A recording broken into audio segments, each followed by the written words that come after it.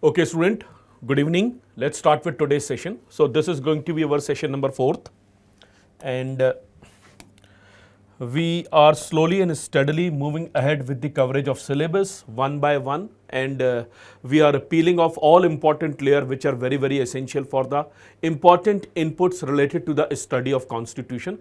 We will start our preparation to read the bare act, preamble, fundamental rights, different provision of the constitution. But first of all, we are actually looking into certain important socio-political philosophy, certain important terminology, certain important vocabularies which are essential for the overall learning of our Indian constitution. So today's session is session number 4th, Indian Polity Constitution.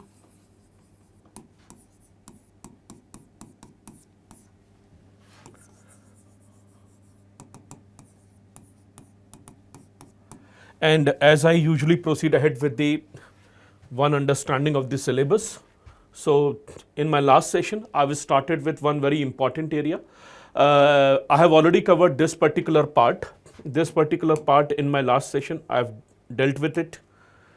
Important terminology related to law. What do we mean by law? The substantive law, procedural law, some theories related to law, like the important terminology of positive law, and of course natural law. All these things I have already gone through it, along with that study of the jurisprudence. So in my last session, I was started dealing with the concept of rights, and in today's session, we'll be going to look into larger understanding of this concept of rights itself. A very important term, because throughout your preparation, you'll be going to come across a lot of terminologies which are related to the inculcated part of the study of right itself. So in today's session, we'll be going to elaborate more onto the right. So in my last session, I was started dealing with the concept of rights, and I've told you that rights are basically entitlements. Rights are basically claims. Rights are basically opportunities. So rights are basically opportunities. Rights are basically claims. Rights are basically entitlement that can be sought by an individual in a country or a citizen, and it should be approved by or accepted by society or recognized by society, and definitely it need to have a backup from the state as well. So larger understanding of the rights I have already shared with you. I've told you in my previous session, a society will always be going to get defined by the right it maintains. So why do we need a right? Because right will make sure society will maintain its identity, and if society wants to maintain its identity for a longer period of time, they need to have rights for the people of our society itself. Therefore, I have explained you the importance of right, which is related to the importance of social development, human development, mental development, etc. But one more important area that I have to look into over here, rights are also very important, because rights are the one which actually limits the power of the state. I have used this term again and again, that one of the basic principles to have the constitution is to have a doctrine of limited government. And doctrine of limited government says a state cannot be uncontrolled, a state cannot be unbridled, a state cannot have unlimited power, a state cannot have unregulated authority, a state cannot have arbitrary power. अब अगला question ये आता है, if a state cannot have arbitrary power, then which is the mechanism which will make sure a state cannot have arbitrary power? The answer to this particular question is rights. So why do we need a right? Right is very essential because it will make sure that the power of the state is going to get limited, because they cannot interfere onto those rights. In fact, they will protect those rights. And if I'm going to elaborate this particular concept, rights are very essential to make sure arbitrary power of the state should not be there. Arbitrary power of the state should not be there. And of course, rights are also very important because it puts up certain responsibility and certain duties onto the functionality of the state. So this is something, student, I have shared in my previous session. We need to have a rights because rights are certain entitlement and claims and opportunity that is essential for me being a human being. And it will limit the power of the state. It will make sure arbitrary power of the state should be not be there, or regulation of state power should be there. और वो तभी होगा जब एक rights होंगे. तो rights होने की वजह से state will become more responsible. State will have certain duty towards the citizen. Now, one more important area that I want to share with you, student. We do not want to live in a country, we do not want to live in a society that has not defined right. Because if there are not going to be any right, if there are not going to be any right per se, then that would be absolute tyrannical. पूरा तानाशाही माहौल हो जाएगा वहां पर. So we want to live in a country, we want to live in a state that has a well-defined right, because if a country or a society is not having right, then that society will turn to be despotic, then that society may be going to turn to be tyrannical, which means everything is being belonging to the state. A state will give you power, a state will take away power, a state will give you right, a state will take away your right. मैं ऐसी society में नहीं रहना चाहूँगा. Society needs to have a well-defined right, because if there is not going to be well-defined right, then there would be completely lawlessness, there would be complete anarchy, and a state will rather work like a medieval king. तो उनको दूर करने के लिए student right की importance समझी जाती है, राइट्स का रेलेवेंस पढ़ा जाता है. Of course our larger purpose is to read more about fundamental rights. But fundamental rights, constitutional rights, legal rights, socio-political rights, they all are intermingled with each other. In today's session, we'll be going to look into the larger picture of the understanding of rights, so that once we are going to deal with the fundamental rights, the definition of rights is going to be firmly intact with us. So let's look into next area, classification of rights. So please give the headline.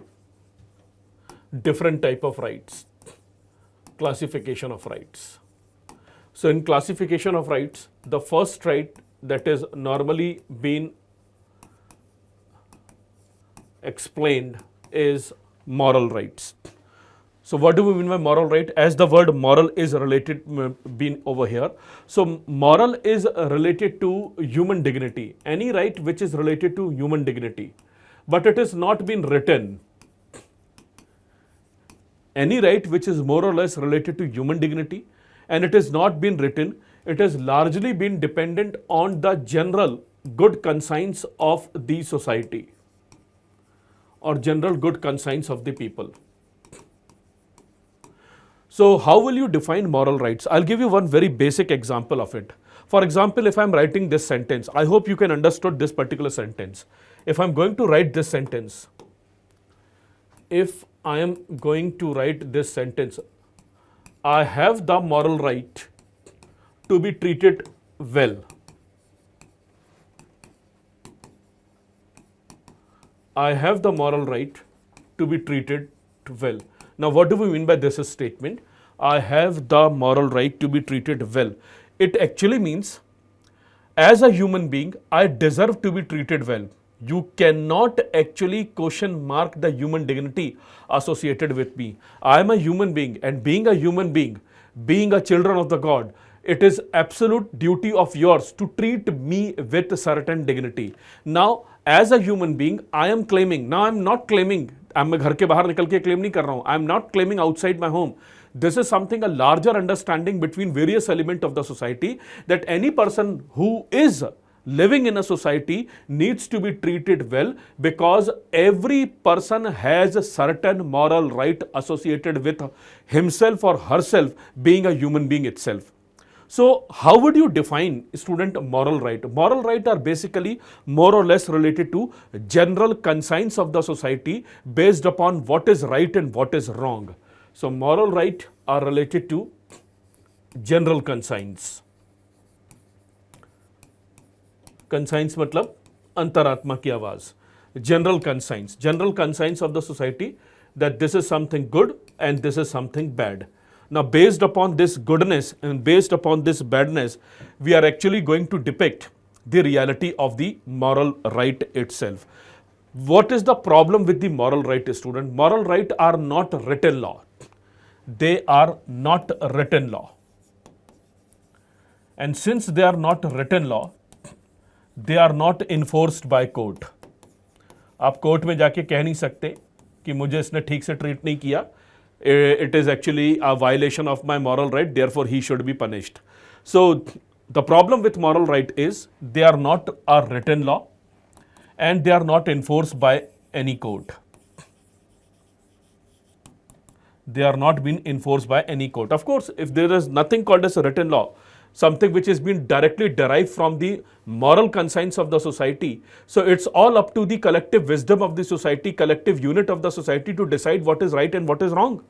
So one very important parameter that we have to look into over here is moral rights are basically more or less related to the philosophical conscience, more or less related to the philosophical understanding of various unit of the society. तो moral right होते ये हैं कि जो लिखे नहीं जाते, जो कि मान लिए जाते हैं कि ह्यूमन डिग्निटी के लिए बहुत इंपॉर्टेंट है, सोसाइटी की छोटी छोटी यूनिट्स के लिए बहुत इंपॉर्टेंट है. इट इज मोर और less related to human ethics. I am writing it over here. It is more or less related to human ethics,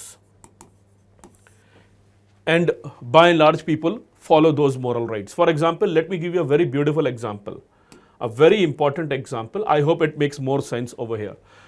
For example, there is a very famous statement by Tilak, Swaraj is my birthright, isn't it? Swaraj is my birthright, or the basic philosophy behind the word Swaraj itself, self-rule itself. So when you use the word Swaraj is my birthright, don't you think it is having a lot of moral connection? That Swaraj is my birthright, it is a moral conscience which was being prevailed at the time of a modern day struggle for the independence of our country. So when you use the term that I being born in a country, and I need not to be born in a country which is being subjugated by a foreign power. So imperial power should go away and we need to be given a self-rule condition. That moral conscience of self-rule is basically known as Swaraj. So when you use this term Swaraj is my birthright, then that particular depiction, Swaraj is my birthright, is not a right alone. It is basically a moral right. Nowhere it has been written. It has nowhere been written in the British imperial system that Swaraj will be provided to the people who we are governing it. Based upon the situation, based upon the revolution which actually took place after the culmination of Second World War itself, we became an independent country. But the moral conscience that we need to be a free country was already been there in our country, especially at the dawn of the era of the 20th century itself. So one very important line that I have written, Swaraj is my birthright, इसको केवल statement के रूप में मत देखें. It is basically a moral right which was been the basic philosopher of lot of struggler of the Indian independence movement itself. So those who were the leader of the Indian independence movement, those who were promoting the idea of self-rule and autonomous rule, they actually abide by the principle of the moral right itself. So one very important point that I want to share with you, moral rights लिखे नहीं होते हैं. Moral rights are not the rights which are being written. They are the general claim, general entitlement of you being a part of the society. For example, non-violence. For example, non-violence. So when you use the term non-violence, so if you look into the life and happenings of Mahatma Gandhi, one of the biggest propounder of non-violence is Mahatma Gandhi. So when he used the word non-violence, non-violence is not a term that need to be associated with the legal term. It is essentially the term which need to be abided by each and every individual to make sure society is going to live up as a cohesive unit. So the term non-violence, or there should not be any harm to anyone. आपको किसी को नुकसान नहीं पहुंचाना है और आपको कोई नुकसान ना पहुंचाए. These basic understanding are the basic realms of the moral right itself. So how would you define moral right, student?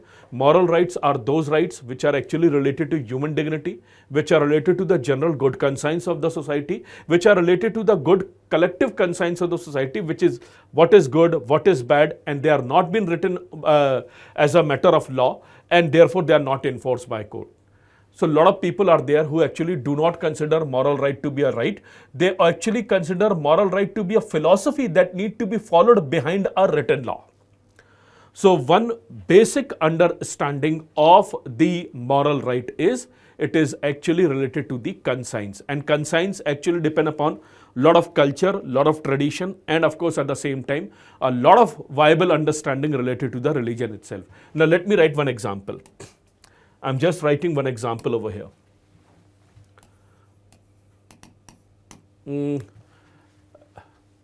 Should abortion be a legal right? Or I should rather write only right, because legal right is something I will going to explain to you later on. Should abortion be a right?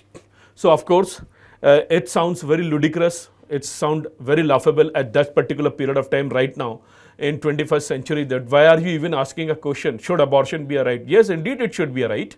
No doubt about that. In fact, we have a very specific act of the parliament itself, which is Medical Termination of Pregnancy Act 1971, under which abortion is being considered to be a right for a pregnant woman. But please understand, student, right now in 21st century, we are considering abortion to be a right which every woman can enjoy, depend upon the complexities related to the pregnancy itself. But student, at certain period of time in the ancient era and up to certain extent in modern era as well, there have been lot of countries which consider abortion to be a sin. For example, Christianity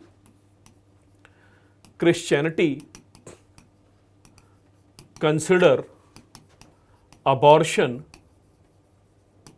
like a sin, because they believe, Christianity believe, up to certain extent Christianity believe that even an unborn child has a right. Even an unborn child, or there should be a right of a fetus. Now student, if we go by the religion that abortion is a sin, or if we go by the religion that even the unborn child which is there in the woman's body, that unborn child is also going to have certain right, or right of a fetus is also going to be there, although it is still into its nascent stage, it has not been having a proper life as such, it is still into the orderly process of having a life, but still it is considered to be having certain rights. Now, Christianity is very, very rigid when it comes to abortion. And due to this Christianity principle, student, there have been a lot of countries which are having a serious amount of debate whether abortion should be a right given to the family, right given to the women or not. So one basic principle that you need to follow, the student, if you go by the morality of the religion, you will come across morality of the religion is having a very strict stance against the abortion. But as humanity moves on, as rights definition be moved on, and of course rights are certain claims and entitlement which are sought by the people, therefore these days, student, all modern day countries are considering abortion to be a proper right itself. It used to be highly immoral, abortion considered to be highly immoral at certain period of time, but these days, due to the complexities which are associated with a woman's body and of course with the medical science itself, abortion is indeed considered to be legitimate, legal, political, and at the same time, student, a very healthy medical right.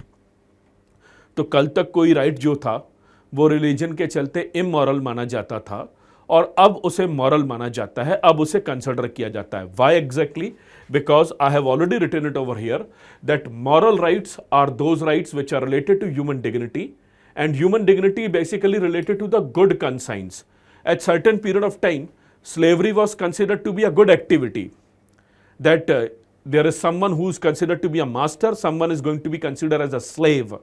So at certain period of time, slavery was considered to be moral. But as society moves on, as humanity moves on, as evolution of the society took place, people have realized, society have realized that no, slavery has no place in modern day human society. So first of all, moral rights are rights related to general good conscience, what is good or what is bad. And we all know, student, good and bad actually depend upon our overall understanding of the tradition, religion, and of course our norms itself. So if somebody is going to ask you what is moral right, always depict the essence of the conscience of the people. And you know, the best part about this moral right is conscience of the people changes over a period of time. कल तक जो लोग गलत मानते थे वो धीरे धीरे कर कर अब उसे सही मानने लगे, और कल तक जो सही मानते थे वो गलत मानने लगे. So society keeps on moving and society keeps on evolving. As society keeps on evolving, so does moral right. But there is a problem. Moral right does not have a written connotation, it does not have a written identity, and therefore there are a lot of thinkers who do not even consider it to be a proper right itself. So, for example, every human being deserves to live with dignity, isn't it? Every human being deserves to live with dignity. But dignity is something that need to be run by the state itself. मुझे dignity के साथ रहना है, आपको dignity के साथ रहना है, बट डिग्निटी मेंटेन कैसे होगी? अगर मैं आप पे छोड़ दूं और अपने आप पे छोड़ दूं तो डिग्निटी मेंटेन नहीं होगी, because I am going to intrude you in your life and you may be going to intrude in my life.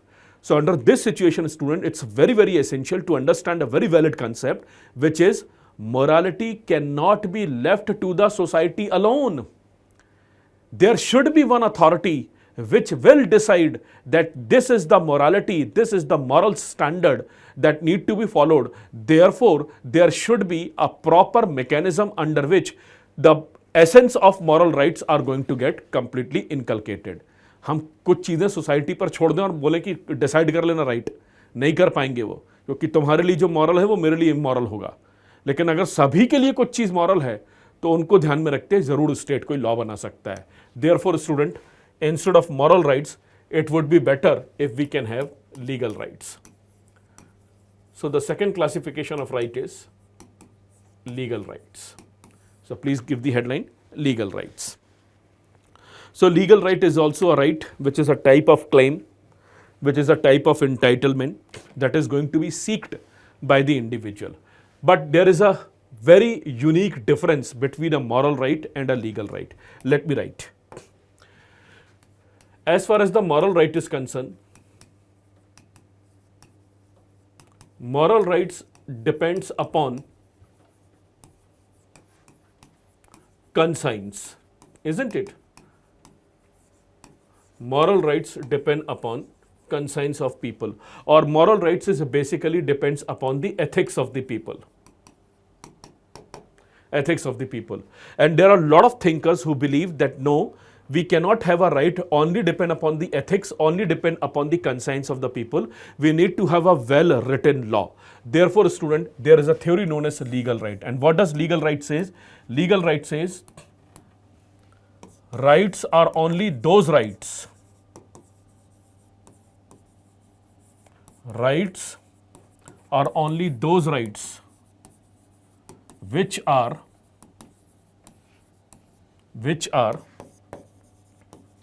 provided by a state, which are provided by a state, or which are provided by a state or commanded by the authority.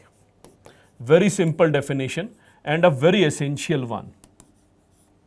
Which are provided by the state or commanded by the authority. Provided by the state or commanded by the authority means right can only be considered to be right if it has been well written. If it has been well written by the state document, if it has been well written in the constitutional principle, if it has been well written by the legislature. तो rights जो हैं उसमें legality का sense होना चाहिए. Moral rights are हवा हवाई. Moral rights are mystical ideas. So instead of having mystical idea, we need to have a right which has been well written by the authority of the state. So authority of the state, legislatures, executive, they are the one who are actually creating rules and regulation. And as I've already told you in my previous classes, student, If you are in this 21st century creating the law, then certain degree of moral compass, certain degree of moral conscience is always going to get included. Because without having a moral compass and moral conscience, you cannot create a law. Even if you are going to create a law, people are going to reject it. Therefore, a lot of thinkers believe moral rights hold no value in the society. It's the legal right which is very, very essential, because legal rights are well recognized within our legal system. So what is legal right? Legal rights are rights, or those rights which are provided by a state or commanded by the authority. Legal rights are those rights which are recognized by a state and enforced in a court of law. You can go into a court, you can submit your petition if your rights are being violated over there. So instead of having moral rights, it would be better if we could put our concentration onto the legal right itself. And who are the philosopher related to the legal rights? One very important philosopher, I have already told his name in my last session, John Austin and Bentham, Jeremy Bentham. These are the two important political scientists, political philosophers and law philosopher, which actually consider that instead of having a moral rights, we should rather have a legal right itself. There is a very beautiful statement given by John Austin itself. I have already shared his theory in my last class. I would like to reiterate it. So please write one statement which has been properly associated with John Austin itself.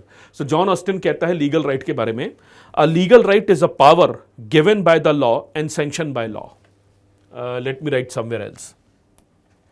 For your help, let me write, a legal right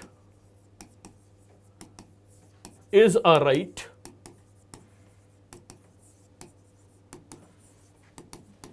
given by law and sanctioned by law. Given by law and sanctioned by law. So this is the famous statement related to John Austin, and this is where India's constitutional learning is very, very important. You cannot run constitution based upon certain morality. Of course, constitution need to have certain well-defined rights. Let's imagine a student, let's imagine for a while, if we are not going to have well-defined fundamental rights. In my last session, I have been sharing with you a very important concept, that why we need to have a written constitution. I hope now you get the answer more appropriately. We need to have a written constitution to understand one very basic tenet. Written constitution has a lot of well-defined legal rights of the people. Written constitution has a well-defined legal right, and most of the time those legal rights also encapsulate or also summarize or also included the basic philosophy of moral right as well. Therefore, John Austin, which is considered to be the hallmark of the study of the legal area student, has claimed one very important statement, that a legal right is a right given by law, जो law ने आपको दिया है, and it has been sanctioned by law. What do we mean by sanctioned by law? Sanctioned by law primarily means if you are not going to follow those written statements which are there in the law, then there will be a punishment for it. So John Austin कहता है law state को बनाना चाहिए, law state को implement करना चाहिए, और अगर कोई लॉ को फॉलो नहीं कर रहा तो उसमें पनिशमेंट का टर्म्स एंड कंडीशन होना चाहिए. So it's a very important statement that we have to look into. So I can give you one more definition before I get down into the details of legal right itself.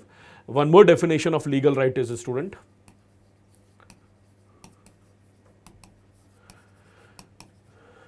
legal right is a power sanctioned by law. Such a simple statement and a very important and handy statement. Legal right is a power sanctioned by law. Legal right is a power recognized by law. So anytime you are talking about a right are only right when they are well written. So this is where the difference between moral right and legal right is there, student. Moral right has a lot of moral conscience which may not be written, and legal right included those moral conscience based upon which some written document been created. So this is the primary difference between the moral right and legal right. Now we all are a student of constitution. So based upon the learning of the constitution itself, student, legal right are further divided into two other area.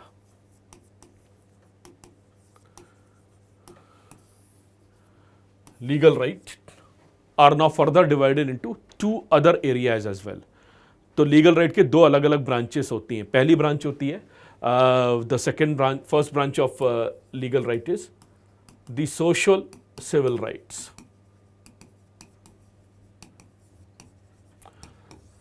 Very important right, social civil rights. Very important right, very important in terms of the understanding of the fundamental rights of a country, the social civil rights. And the other one is a political right, also known as democratic rights.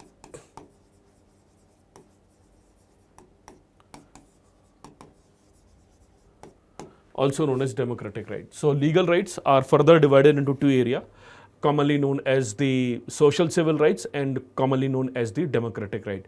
Now let's look into the difference over here. So what do we mean by social civil rights? Social civil rights are those rights which are very essential to maintain the dignity of human life. To maintain the dignity of human life. So you are living in a civilized society. We all are living in a civilized society. Now please understand, moral right actually only talks about one important fact, that dignity of human being need to be restored, dignity of human being need to be maintained. It's in fact the legal right which includes the dignity of human life in a well appropriated manner. So legal right has one very important branch, social and civil rights, and social and civil rights says it's very essential to maintain the dignity of human life. Dignity of human life can only be maintained by certain important right itself, student. And dignity of human life can be maintained via this type of rights. Number one, right to life. So what type of right is right to life? Right to life is having certain morality, and based upon certain morality, it has certain legality as well. So right to life is the example of social and civil rights. Apart from that, apart from right to life, more example, right to freedom. So right to life, right to freedom, right to privacy, they all are considered to be the social and civil right. So the first understanding of social and civil right is to maintain the dignity of human life, and for maintaining the dignity of human life, right to life, freedom,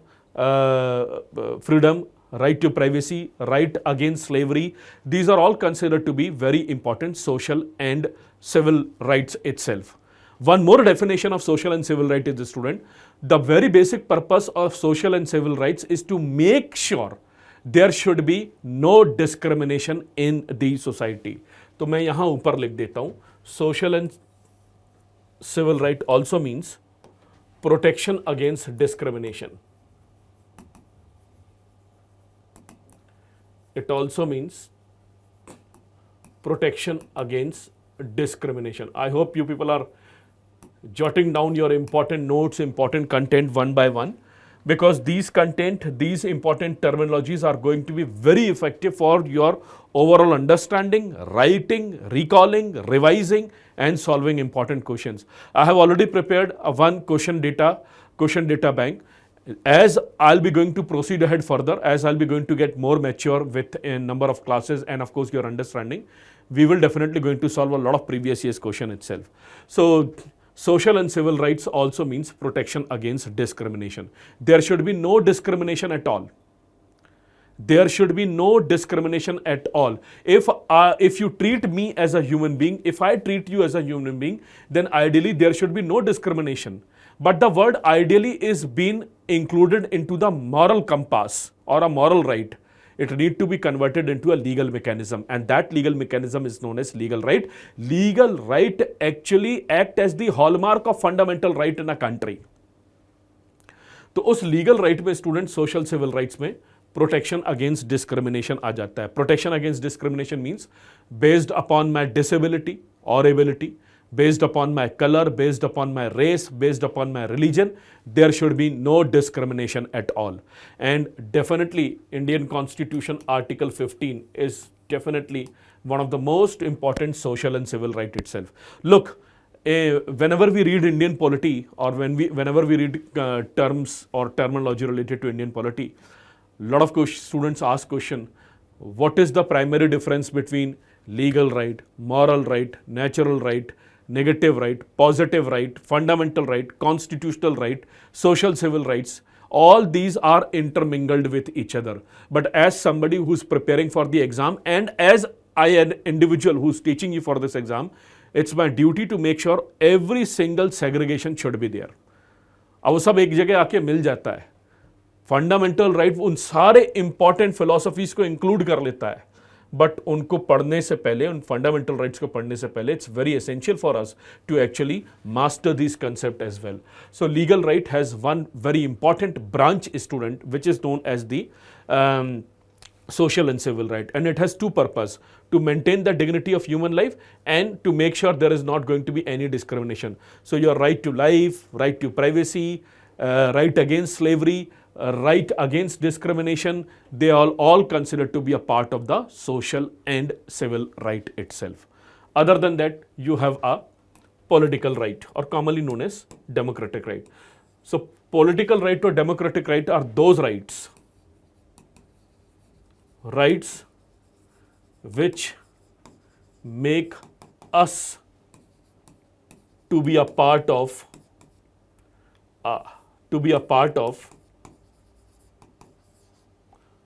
political governance of a country. That's the definition.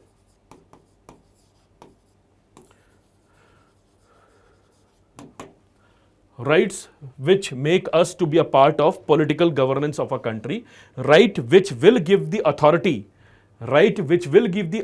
to us to make sure we are going to select our own people to elect our own government.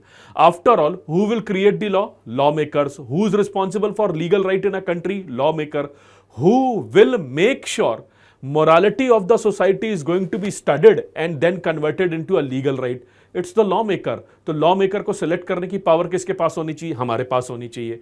Because remember in my first class I have already told you a very important Subhash Kashyap statement that in a democratic country people are their own sovereign master. It's the people who will decide what is bad and what is good for them, but they are not going to decide directly. They are going to decide via lawmakers.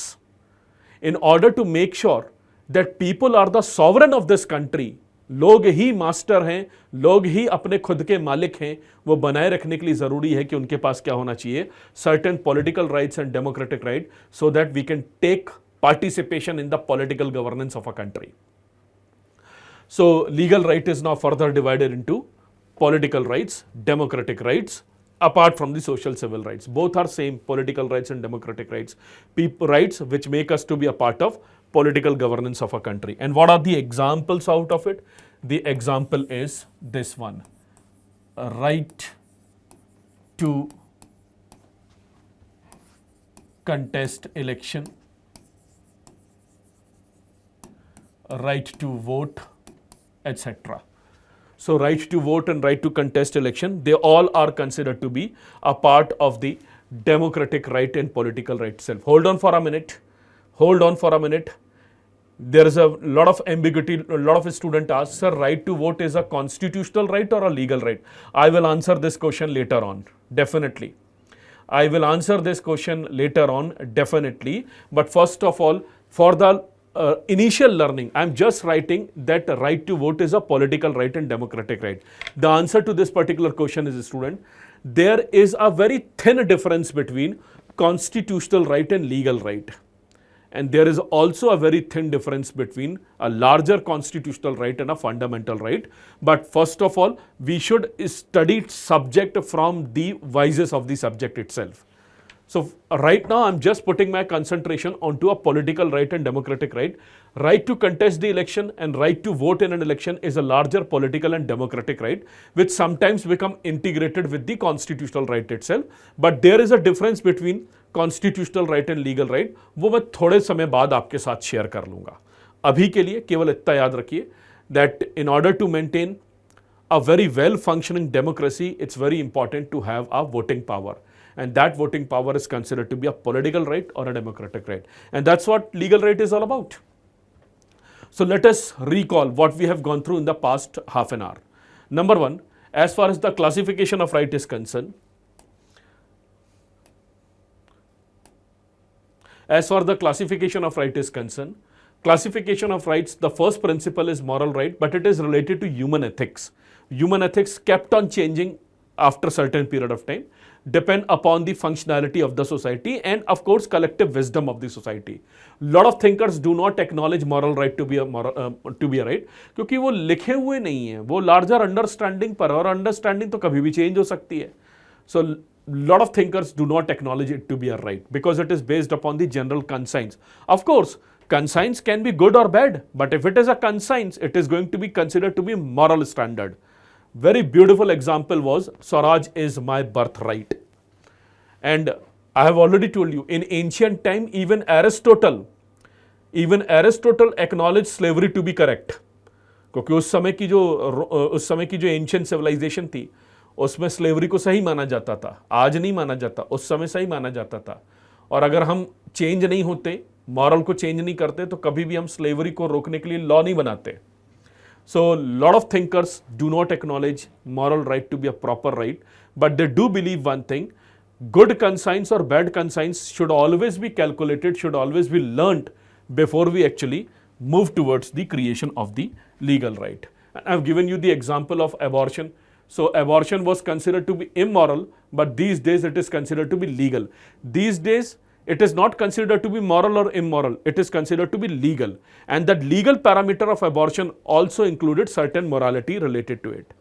तो Christianity तो नहीं मानती moral नहीं मानती abortion को.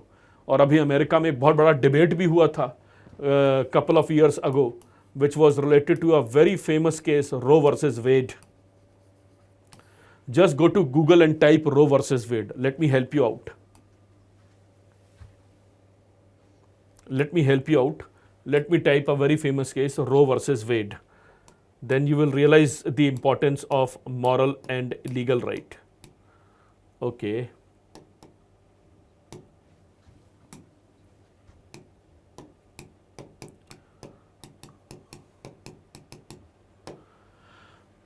Roe versus Wade case. So look at the case. It was a 1973 year case, and Roe versus Wade case in America. In 1973, in Supreme Court of America, established a woman's constitutional right to an abortion. So women's constitutional right to abortion was established in the year 1973 as a matter of right to privacy. And right to privacy is basically by and large a legal right itself. It has nothing to do with the morality. But unfortunately, however, this ruling was overturned in 2022 by the Dobbs versus Jackson Women Health Organization in America. So America took actually a backward turn. America actually took a U-turn in the year 2022 by the Supreme Court of America when they have declared that abortion is not a constitutional right because there is a certain degree of morality being associated with it. और यही सब Indian polity के debates हैं जो हमें पढ़ना है student. So religion wise, every religion has certain degree of morality and immorality. It depends upon the conscience of the society whether they want to accept it or not. अगर accept नहीं करेंगे तो parliament law नहीं बनाएगी, accept करेंगे तो parliament law बनाएगी. And therefore, I have written it very appropriately, considering the example of abortion itself, that once you are going to look into the moral aspect of the rights, it is going to be highly dual and ambiguous itself. Clarity is not going to be there. So in order to remove this problem, we have a principle of legal right. और सबसे अच्छी चीज़ है यार, legal right discuss करते वक्त, legal right बनाते वक्त moral conscience अपने आप आ जाती है. And therefore, lot of thinkers actually put their primary concentration onto the legal right itself. So what is legal right? Legal rights are way above moral rights because legal rights are those rights which are well created by a state and having a command of the authority itself, state itself. And then I've explained it to you. Legal rights are divided into two important areas: social civil rights and political democratic rights. Moving on. One more important difference, make a column. make a column.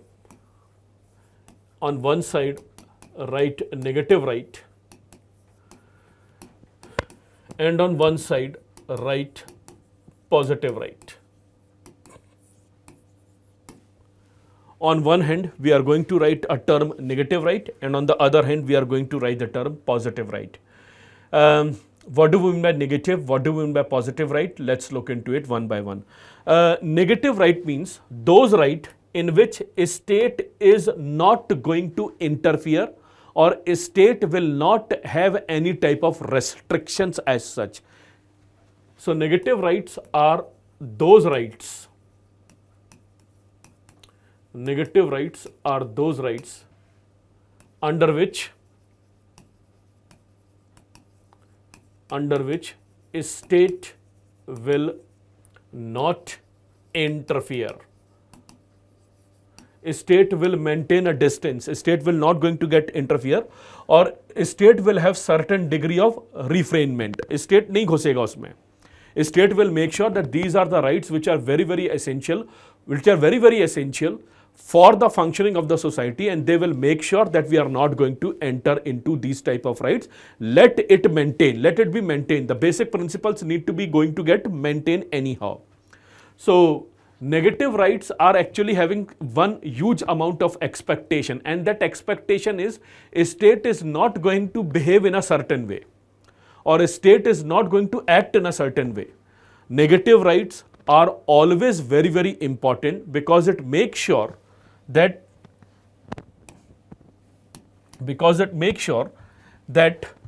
a state will refrain मतलब बचाना, नहीं घुसेगा, रोकेगा अपने आप को, रोकना, stop करना. A state will refrain to act in a certain way. A state will refrain to act in a certain way itself. Or those act of the individual which is very, very important. Those act of the individual which are very, very important for the functioning of the society, for the functioning of the constitutional identity. Remember first class itself, we've used the word constitution basic principle is to have a doctrine of limited government. That doctrine of limited government is actually been substantiated by negative right. So if somebody going to ask you why negative right are very important, so always shoot your answer in this manner. Negative right are very essential because negative right will make sure that the doctrine of limited government is going to get firmly intact. क्योंकि अगर हम state को ये power दे दें कि हर right में enter कर जाइए, तो state will become arbitrary, state will become unreasonable, state will become unregulated, state will become highly authoritative, and highly authoritative state will turn out to be a despotic state और a तानाशाही state. So negative right are those rights under which a state will not interfere, under which a state will refrain to act in a certain way, under which certain rights of the individual will not be interfered. Negative right are those rights. Negative rights are those rights which shall not be interfered. Which shall not be interfered. Yes, I will give you example. Just wait for a minute. पहले theoretical part तो finish कर लें. So negative rights can be understood by three important points. Everything has been very pristinely clear in front of you. I know you people are not there in front of me, and you people are making notes by looking into a tab, by looking into a cell phone. So it's very essential that we keep on writing content as a test. So whatever that I'm writing it, write it in your notebook and do a lot of introspection on your own as the dictation that I'm giving it to you, or I'm explaining it to you. तो क्या कहोगे negative right को? Negative rights are basically those rights under which state will not interfere, those rights under which state will make sure that these are not no go area, these are no go area, these are the area which will not interfere primarily.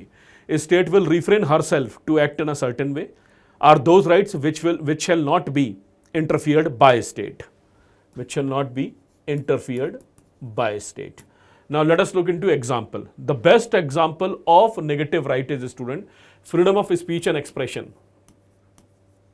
Freedom of speech and expression. Now please understand Can any state government or can any union government, can they curtail your freedom of speech and expression? By and large, no. Sometimes they will, because we all know no right is absolute. कुछ ना कुछ right में restrictions तो होंगे. Because please understand, if you want to live in a country where there is a doctrine of limited government, then you also need to appreciate doctrine of limited rights as well. You cannot have uncontrolled government and at the same time you cannot have uncontrolled rights.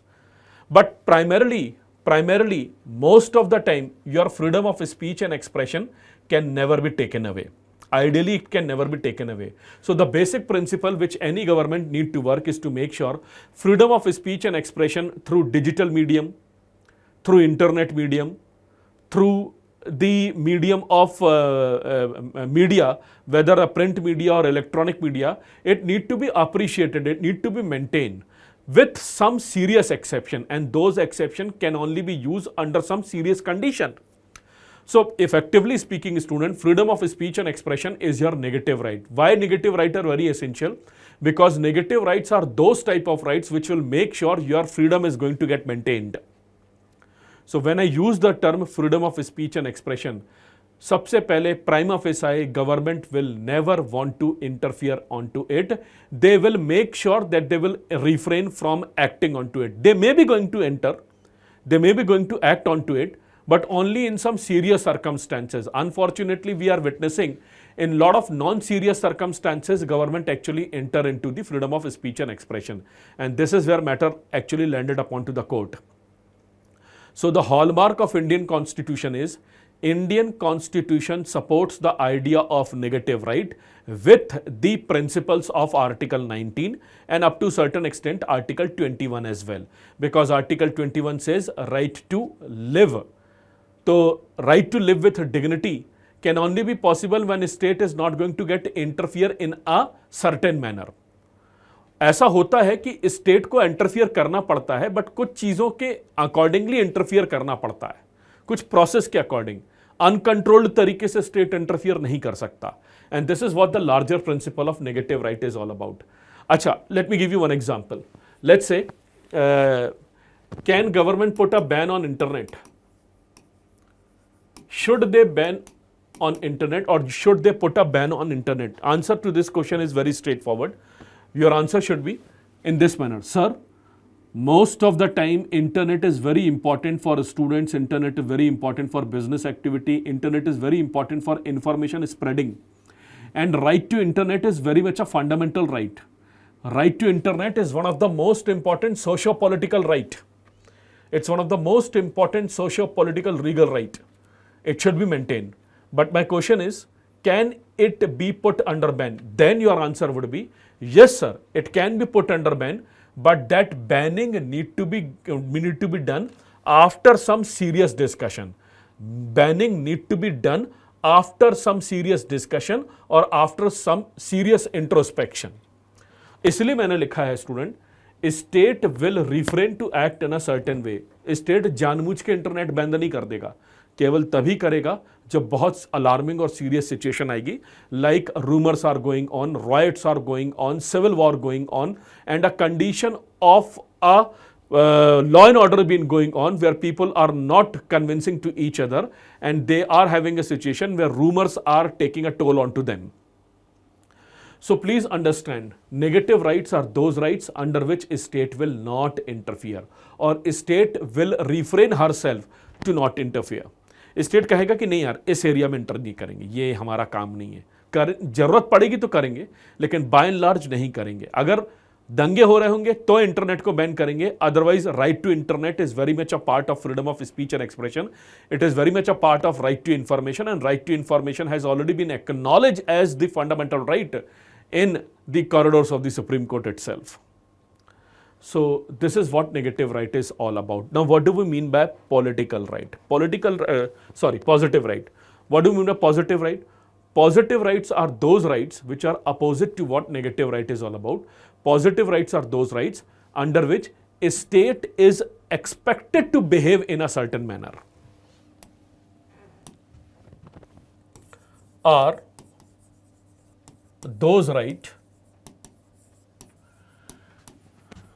where state is expected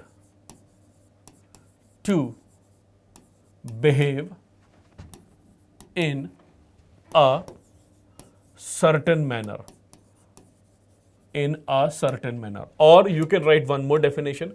Positive rights are those areas of rights where a state can interfere.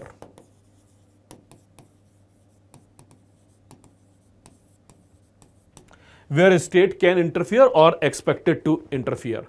And positive rights, positive right primarily means you are having a belief that a state should interfere to make a more equal prospect in the society. It is the duty of the state to interfere to make sure society is going to be a well-functioning society. There should be a proper order in the society. So positive rights are those rights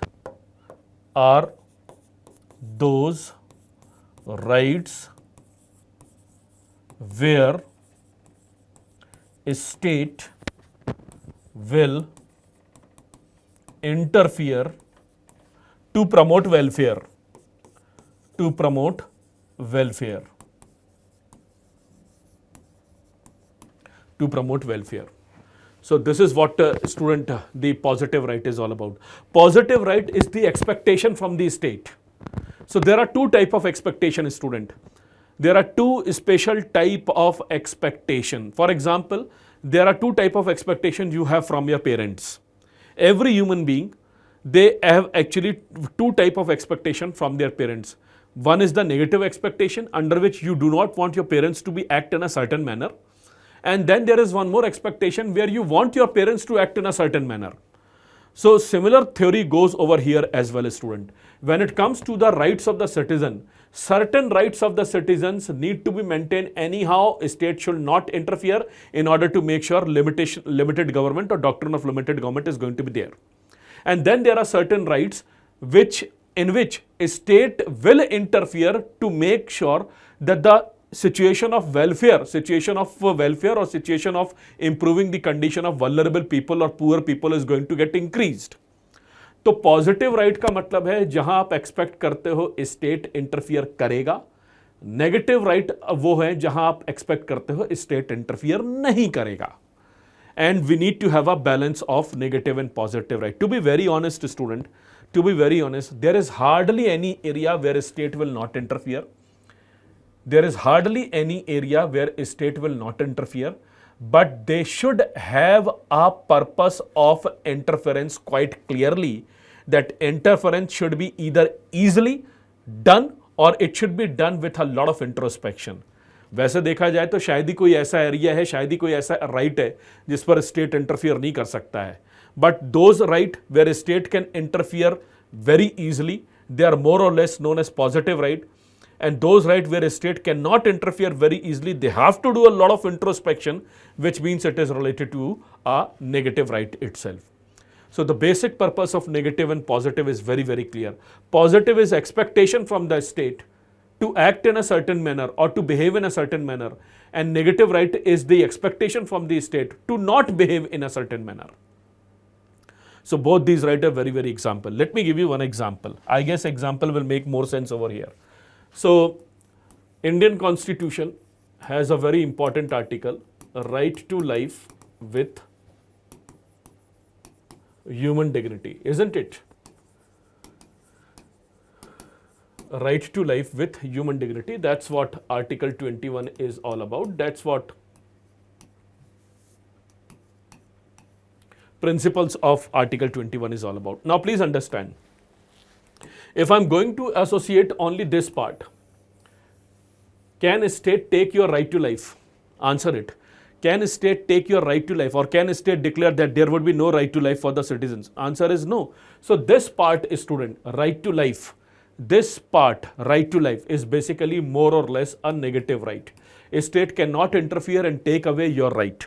But when it comes to the next part, right to life with human dignity, in order to have human dignity, आपको जीवन जीने का अधिकार है, but it should be related to the human dignity, and human dignity includes clothing, कपड़े होने चाहिए शरीर में, शेल्टर होना चाहिए, you need to have a food, you need to have a education, you need to have so many different type of schemes, you need to have so many different type of scholarship to make sure you live with human dignity.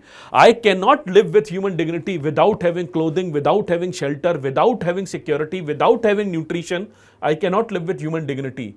So in order to make sure that the humans live with dignity, a state will act in a certain manner. For example, National Food Security Act, for example, MG Narega, which is related to employment. For example, various different schemes run by government, for example, Pradhan Mantri Awas Yojana. Now, what do we mean by these type of scheme? Don't you think these type of scheme are basically interference of the state? But is this interference for the larger good or larger bad for the people? Answer is larger good. And therefore, student, this whole article, Article 21, right to life with human dignity, can itself be divided into two important areas. Right to life as a principle of human rights need to be maintained every now and then anyhow. Therefore, it is a negative right. But right to life with human dignity, the dignity part need to be maintained. Therefore, it need to be considered to be a positive right. So, positive rights are highly dynamic in nature because it promote the welfare of the people, promote the welfare of the vulnerable section of the people. So keeping this thing in mind, student, the single Article 21 can be converted into both the negative right aspect as well as the positive right aspect. So always remember, when you want your government to act in a certain way, then it is a positive right. When you want your government to not act or to do not interfere in a certain way, then it is by and large a negative right. And by making a combination of negative and positive right, we can proceed further. Now, what is Indian Constitution stand?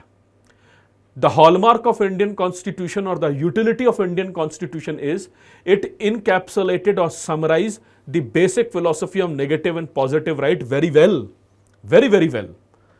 It includes almost all important area of negative and positive rights in a proper manner, student itself. And therefore, Article 21 is one of the best possible example that you can associate over here. For example, I'll again repeat one more example that I can have it right now. There is one constitutional article, and don't worry student that sir ये सब article कब पढ़ाओगे आप, इन सब articles की और details कब आएगी, ये तो हमें भी पता है, ये सब आएगा student. It is definitely going to be there. But first of all, you need to be considered with this important terminology, because let's say when we are going to deal with the fundamental right and I'm going to use the term that largely fundamental rights are negative rights, then you should not get baffled, you should not get confused, because you are now comfortable with the negative right. Therefore, I'm dealing with these fundamental definition as of now. So let's say what is Article 19(1)(g). Article 19(1)(g) is right to profession. Any individual can have any profession in our country. Right to profession. You can have any profession in our country, but hold on for a minute. It's your fundamental right to have any profession, but any profession does not mean illegal profession. You cannot have any illegal profession. You cannot sell the spurious drug. You cannot sell drugs. You cannot sell those illegal things which are not allowed in the country or not allowed in the society.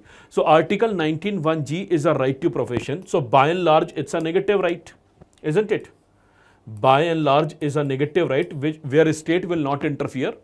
A state will allow you to have or practice having any type of profession, but it is always subjected to certain restrictions. It is always subjected to certain restriction. Under those restrictions, a state will interfere, but that interference will not be going to be considered as violation of your right to profession, because if interference is truly onto the legal standard, if interference truly onto the principle of constitution, तब तो फिर वो गलत नहीं माना जाएगा. तो फिर आप ये मत बोलना कि मेरे को ड्रग्स नहीं बेचने दिया जा रहा है, मुझे गलत काम नहीं करने दिया जा रहा है. After all, right to profession also means गलत profession. You cannot go to court these things in this manner. तो वहां से आपको रिजेक्ट कर दिया जाएगा, क्योंकि right to profession is very much a very important parameter of negative right.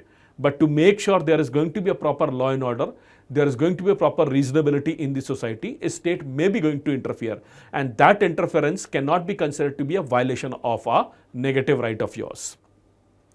So to be very honest, student, both negative right and positive rights are the same face or are the single face of the same coin. They are more or less remains the same. It actually depends upon the purpose. So when it comes to Article 19, Article 21, government by and large feel कि यार ये तो negative right है, इन पर हम interference नहीं करेंगे, लेकिन करते हैं वो interference, और जब वो करते हैं interference तो society को जोड़ने वाले points बना के करते हैं. इसलिए student, negative and positive rights need to be studied very closely. To be very honest, those things, those government schemes that government of India is running to make sure there is going to be prosperity in the country, people are going to live in a pakka makan rather than a kacha makan. These all are the rights of the people. These all are the entitlement of the people, and government is basically running the positive aspect of it. Of course, प्रधानमंत्री आवास योजना जो है वो एक तरीके का benefit है, और मैंने कल ही बताया था बेनिफिट राइट नहीं होते हैं, बट प्रधानमंत्री आवास योजना का लार्जर पर्पस है to provide shelter to every citizen in this country, specially those who can not afford. And since right to shelter is very much related to human dignity, and maintaining the dignity is very much the duty of the government, therefore it is considered to be a positive right. So both positive right and negative right are not interchangeable, but they are very close to each other, depend upon the degree of its usage itself. Now let's look into one very important example. And for this, you need not to be a proper UPSC student. You can easily answer this particular statement itself.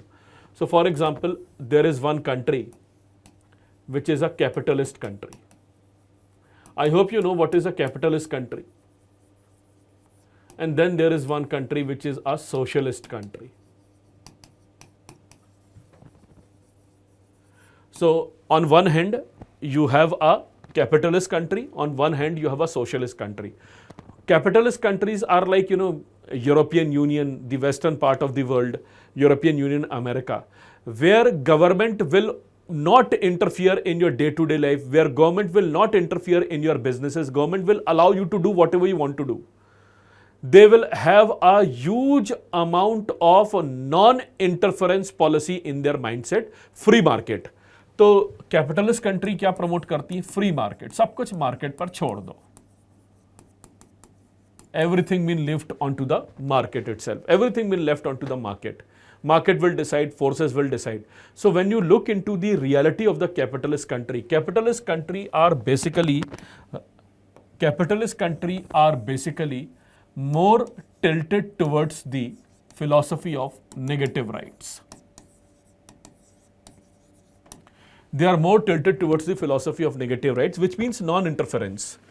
State will not interfere. State will make sure you have a business, you have a right to do business, and since you have a right to do business, why should government interfere onto it? You just follow the process and do your business as it is, depend upon the terms and condition. We are not going to interfere in your day-to-day life. That's what the larger principle of capitalist country. Capitalist country, American Constitution puts a huge amount of premium onto the negative rights. Now let's look into a socialist country. अब socialist country में क्या है? Socialist country में तो free market होता नहीं है. Socialist country में होती है command economy. They actually have a command economy. Command economy means every single thing is going to be decided by the centre, कि भैया तुम ना 100 शर्ट से ज़्यादा नहीं बेच सकते एक दिन में. 105 किया तो 5 शर्ट का पेनल्टी देना पड़ेगा. We use to have, India as a country use to have this thing till 1991, and after the liberalisation, privatisation and subsequent globalization, things have been drastically changed. पर ऐसा एक ज़माने में हुआ करता था. तो जो सोशलिस्ट कंट्री होती है उनमें सब कमांड इकोनॉमी होती है. कमांड इकोनॉमी का मतलब सब कुछ स्टेट ही डिसाइड करेगा. Everything is going to be decided by the state. So when you look into the socialist country, I'm not using huge difference between socialist and communist. There is a big difference over here. But as of now, for the learning part, I'm just writing the socialist country. So if you look into Eastern Europe, if you look into South American country, and if you look into the other part of the world which promote socialism, which promote communism, they actually believe in command economy कि जो अच्छा काम है सब state ही कर सकता है, लोगों पे कुछ नहीं छोड़ना चाहिए.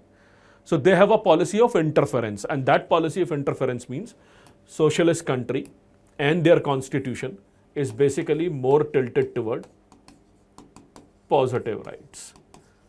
State will interfere. Now let's talk about India. So I hope you all are aware India is slightly tilted towards socialist, but the objective of capitalism is very much ingrained, very much utilized in the past at least 35 years. So India is a welfare state. I will explain you the definition of welfare state later on, but for the sake of learning of the example of negative and positive right, I am using this example.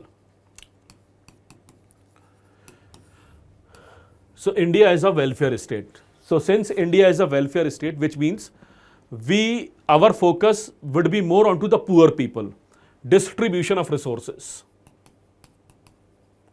What is the larger principle of welfare state? It is the distribution of resources. Distribution of resources, मतलब जो state के resources हैं उनको distribute करो. तो ये जो लाडली लक्ष्मी योजना है, अभी 10-10 हज़ार रुपये बांटे जा रहे हैं, they are largely basically having a purpose of course they have a political purpose, but it is very much within the ambit of the welfare schemes और welfare state itself. So welfare state has a principle of distribution of resources, and take my word, distribution of resources means government is more tilted toward positive rights rather than negative rights. So as of now, India is concerned, India has a more tiltation towards the positive rights rather than the negative rights. But things are changing at a very drastic pace. We are making sure that the purpose of negative rights need to be maintained as it is very predominantly as well. Because negative right means a state will not interfere on to some essential rights. So constitutionally, or having the objective of the subject matter of constitution itself, negative right are those rights which actually demand certain type of non-interference or a theory where a state will not interfere in a certain manner. And positive right means interference. And I've given you the example of Article 21. And economically, capitalist country promote free market, which is basically a negative philosophy where they will not interfere. And socialist country actually promotes command economy, which is primarily means a philosophy of interference. Whereas the welfare state like India has more tiltation towards the interference, which is more tiltation towards the positive right than the negative right itself, or positive theory than the negative theory. So these are the very important example which we have to look into. So one very important differentiation or classification of rights I have already shared with you, negative right and positive right. So far we have gone through 4 things. What do we mean by rights? I have already shared with you. Rights can be depicted into 4 important points. Number 1, moral rights. Number 2, legal rights. Legal rights constitutionally can be divided into 2 other areas, the socio-political rights and of course the democratic rights. And socio-political rights and democratic rights can further be divided into negative right and positive right. अच्छा, एक चीज़ और याद रखना, ये मत सोचना कि ये कोई आसमान से टपका हुआ कंसेप्ट है, negative right and positive rights. These negative right and positive rights are very much related to the social civil rights and political rights itself. So ध्यान से सुनना, certain social and civil rights can be turned out into be a negative right, and certain social civil rights can turn into be a positive right. And similarly over here, student, the democratic purpose itself. So rights can be very well understood in these 4 basic pillars itself. But before I proceed ahead into the topic of human right, one very important theory that I want to share with you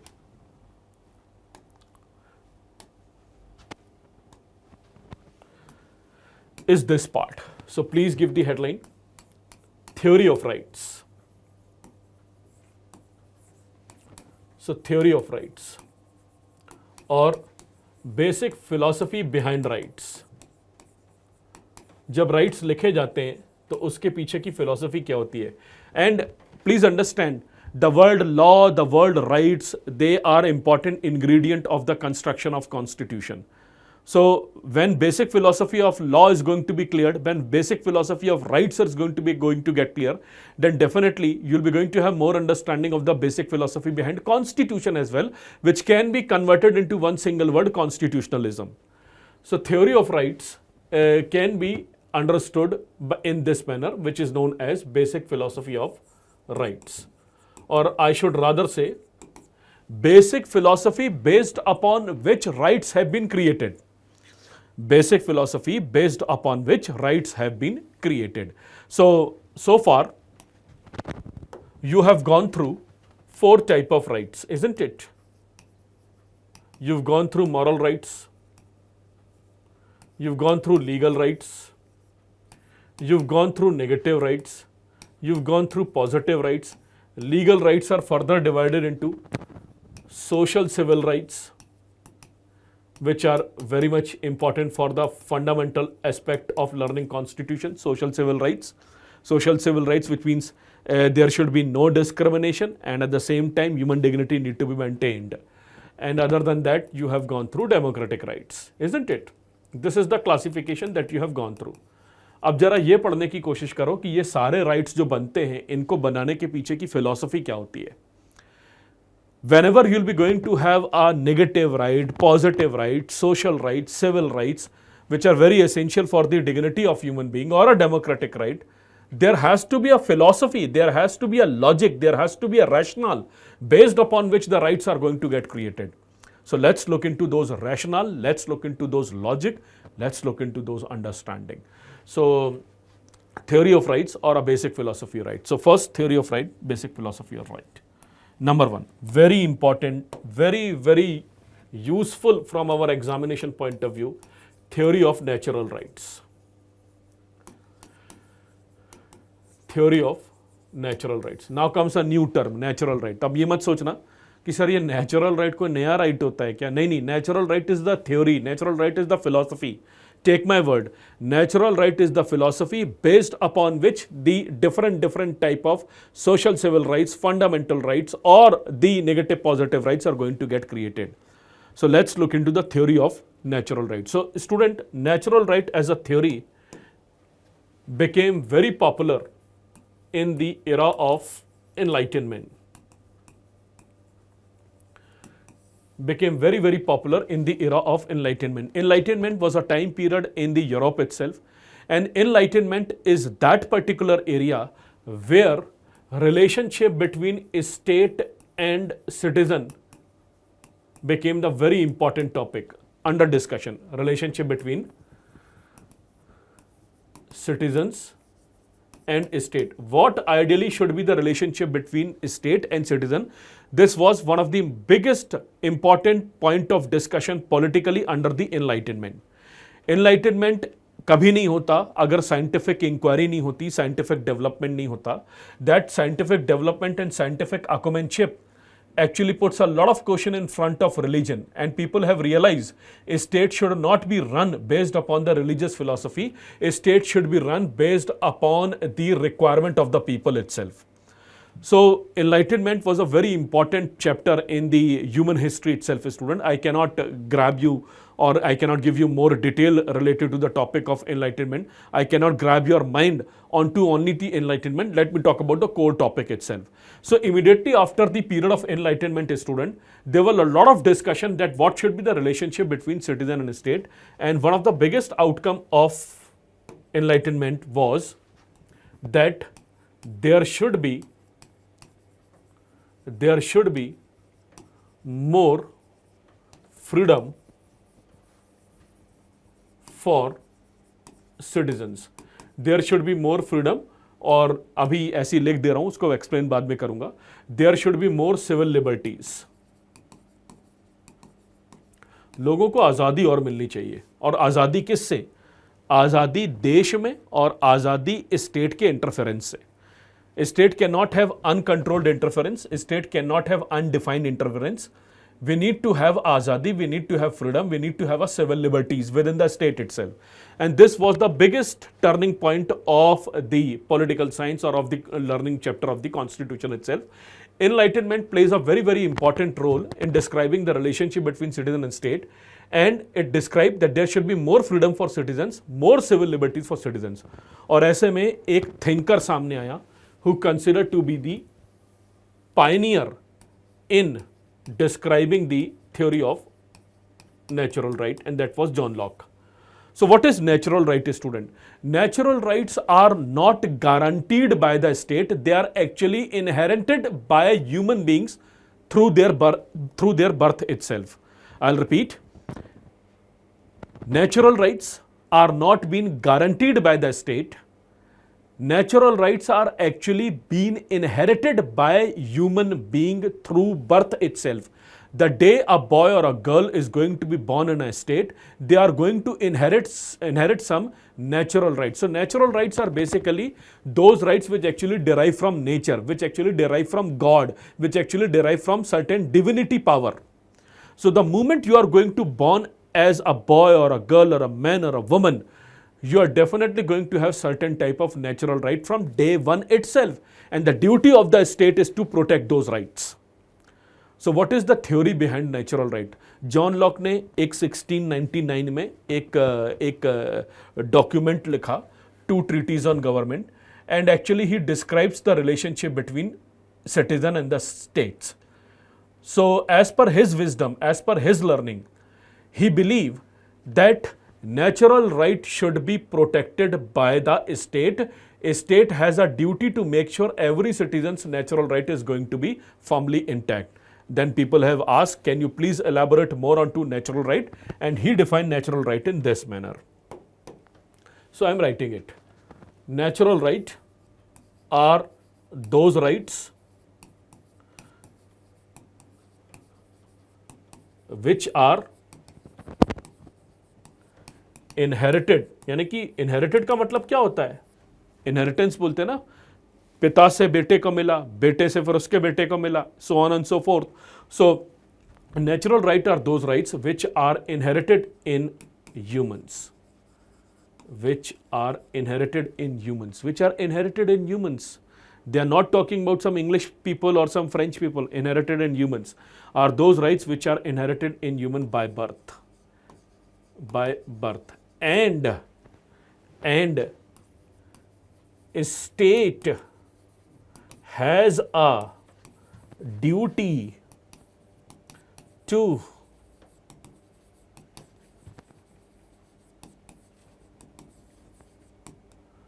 protect those rights. And a state has a duty to protect those rights. So very important terminology, student, which has been well described over here. As per the learning given by natural rights, the theory by the John Locke itself, John Locke said in his document, natural rights are those rights which are inherited in human beings, and a state is not the giver of the right. Take my word, a very important statement I am sharing with you. A state is not the giver of the right. A state is basically the protector of the rights. A state does not accord you right. A state is the protector of the right as per the learning of the natural right itself. So natural right कहता है कि हम पैदा होते साथ ही कुछ right लेकर पैदा होते हैं और स्टेट की ड्यूटी है कि उन राइट्स का प्रोटेक्शन करें. कौन से राइट होते हैं वो? So natural rights are divided into 3 part.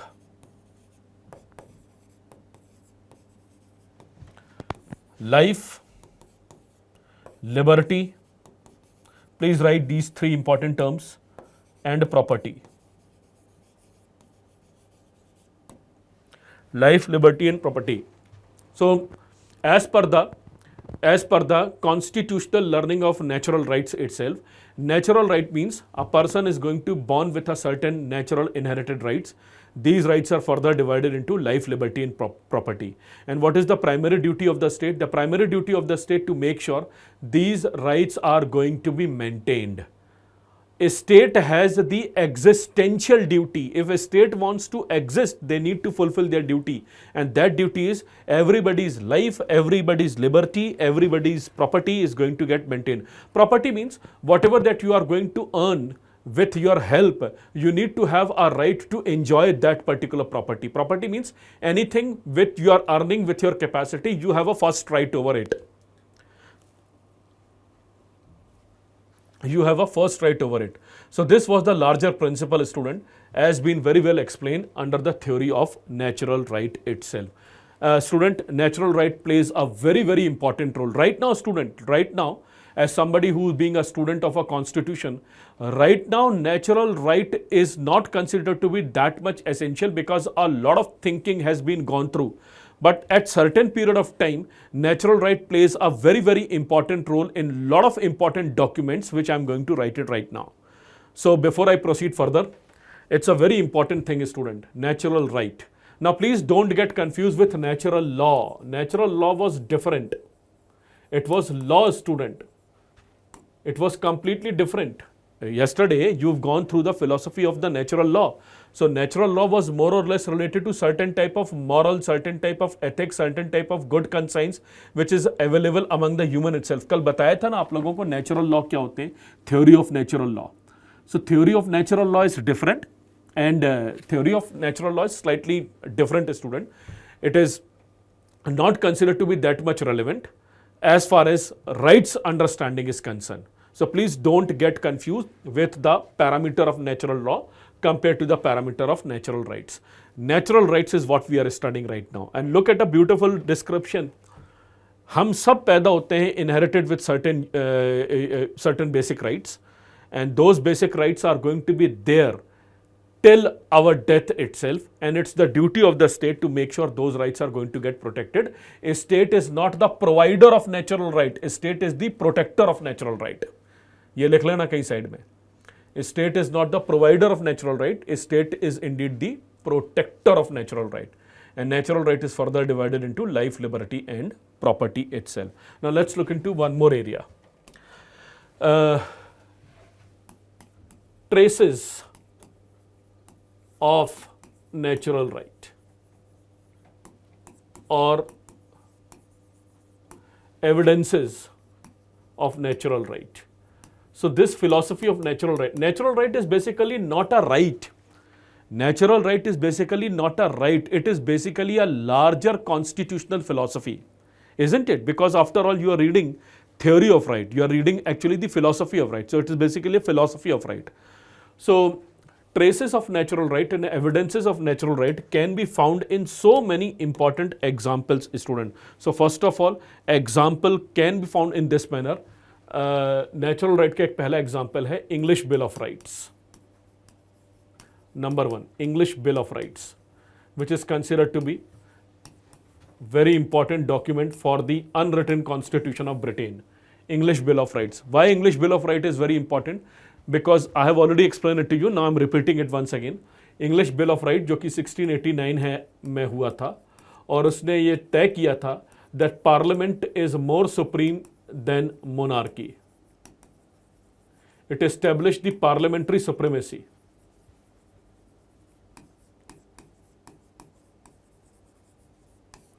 I have written it slightly in a haphazard manner over here.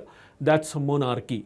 So why English Bill of Rights is very important? English Bill of Rights actually laid the foundation of a very strong democratic principle in Britain. And English Bill of Parliament established that monarchy need to be given secondary importance. It's the primary importance should always be going to be a parliamentary system, or a parliamentary sovereignty need to be maintained, or parliamentary supremacy need to be maintained. So the first example of natural right is English Bill of Rights. Sir, how come English Bill of Rights has a connection with the natural right itself? There is a deep down inside connection, student. Because natural right says the duty of the state is to establish life, liberty and property. In order to maintain the life, liberty and property, the parliament has to make certain law. And that law can only be possible when monarchy need to be given secondary importance rather than the parliament itself. So therefore, student, English Bill of Rights plays a very important evidence or example of the natural right. Number two, French Revolution.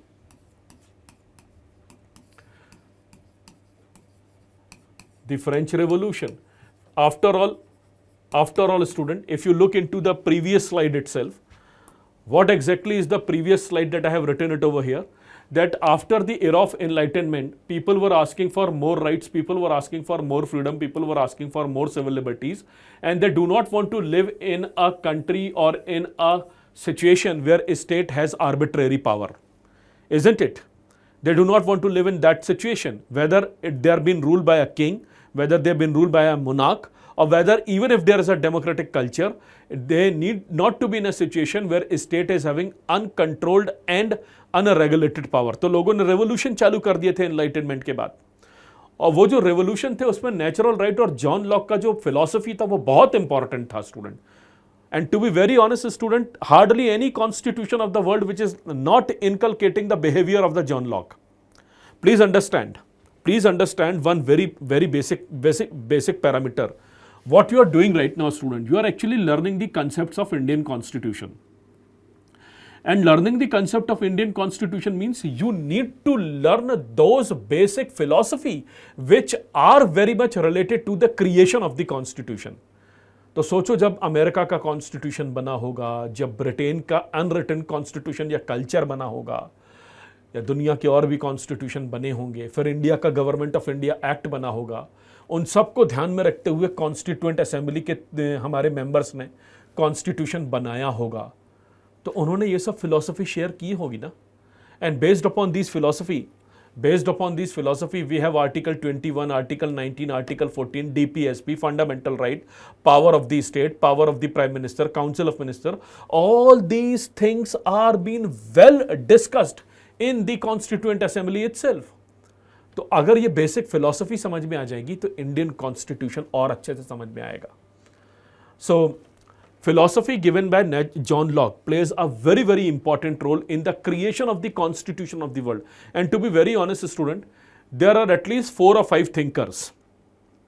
There are at least 4 or 5 thinkers in the world which plays a very important role in the creation of the constitution learning or in the creation of the subject of the constitution. John Locke is indeed one of them. So look at his theory. Rights केवल वही हैं, are those rights, natural rights, which we inherited as a human being and state has a duty to protect it. And अगर state protect नहीं कर रहा था तब फिर फ्रेंच रिवोल्यूशन हो गया. And I need not to explain, French revolution inculcated 3 different words which are very essential. The word liberty, which is more or less related to freedom, word equality, and of course the word fraternity. And these 3 are the words which are very much related to the preamble purpose as well. So if you are going to read the preamble, you are going to read the French Revolution purpose,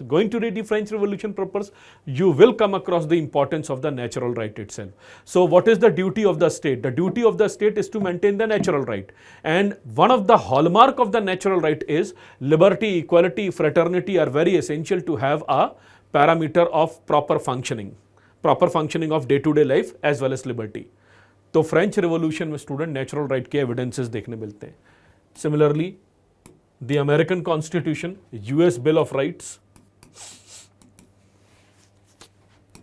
the American Constitution,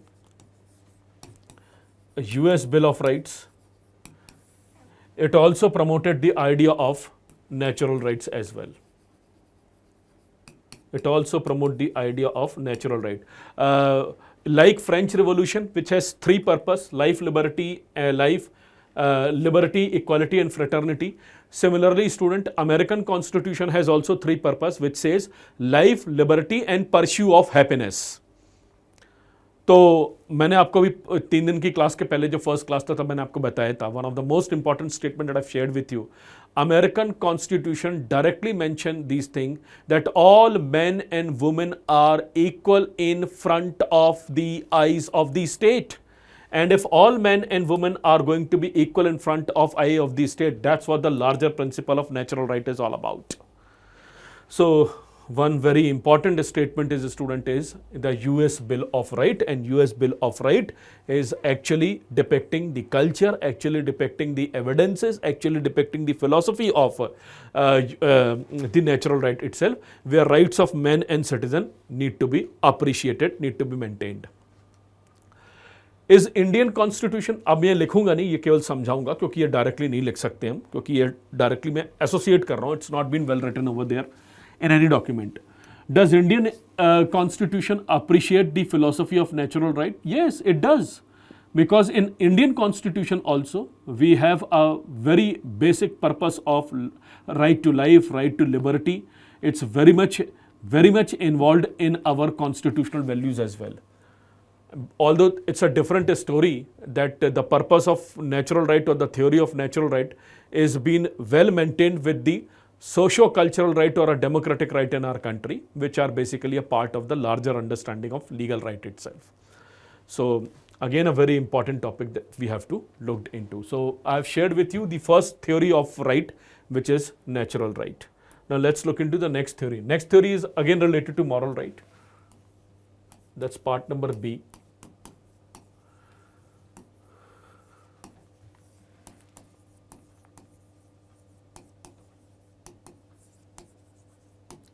Theory of moral rights. So a theory of moral right is slightly different than theory of natural right. First of all, let's do one thing. पहले इसको पढ़ लेते हैं कि moral rights क्या होते हैं, theory of moral rights क्या होते हैं. Then we are going to get it compare with the natural right itself. So please don't get confused. I am not explaining you moral rights. Moral right is something I've already explained you 1 hour earlier. Now I'm explaining you the theory behind moral rights. And the theory behind moral rights is very straightforward. Theory behind moral right is rights are not law. Rights are not law. Rights are not given by a state. Rights are actually moral ethics of the people. A very abstract topic, student. Rights are not law. Anything which is well written, anything which is well been included in a statute, anything which is well written by the parliamentarians, anything which is well written by the officials of the king, वो तो law बन जाएगा. तो rights law नहीं है. Rights should not be equated with law. Rights are not given by a state. Rights are basically moral ethics of the people. So what is theory of the moral right? Theory of the moral right says rights should be derived from the morality of the people. ऐसा क्यों मानते थे moral rights के theorist? वो कहते थे कि when people are going to have a lot of morality inculcated deep down inside them itself, लोग खुद ही moral होके काम कर रहे हैं, then a state need not to write any specific law, because they believe if a state is going to write the law, they may be going to get biased, and any type of biasness is going to act as the violation of the purpose of right itself. So theory of moral rights categorically said that rights are not given by the state. Rights are actually not been a written law. They are actually depend upon the moral ethics of the people. They actually depend upon the human conscience. Slightly repetitive. They actually has a purpose of human conscience. मेरे और आपकी जो अंदर की आवाज़ है और उस आवाज़ को अगर मैं फॉलो कर रहा हूँ तो वही एक मॉरल राइट है student. You follow your own moral conscience, I follow my own moral conscience, and based upon this moral conscience we'll be going to have our moral rights in our country. For example slavery, for example slavery, for example killing, for example slavery and for example killing. If our moral conscience is in this manner that killing is something immoral, then we are not going to consider killing to be a right. We are going to consider killing to be a sin, and since killing is going to be a sin, we'll be going to have a punishment for it. But at the same time, what about slavery? If you believe slavery is natural, slavery is legal, slavery is ethical, and you also believe in this manner, I also believe in this manner, then ultimately we'll be going to have a slavery in our country, and slavery is not going to get question mark. And even if some person is subjugating other one to be a slave, then that person is not going to get punished. This is the problem with the theory of moral rightist. The theory of moral rights says, student, that rights are actually depend upon moral ethics of the people. Rights are actually depend upon moral conscience of the people. Rights actually depend upon human dignity and fairness.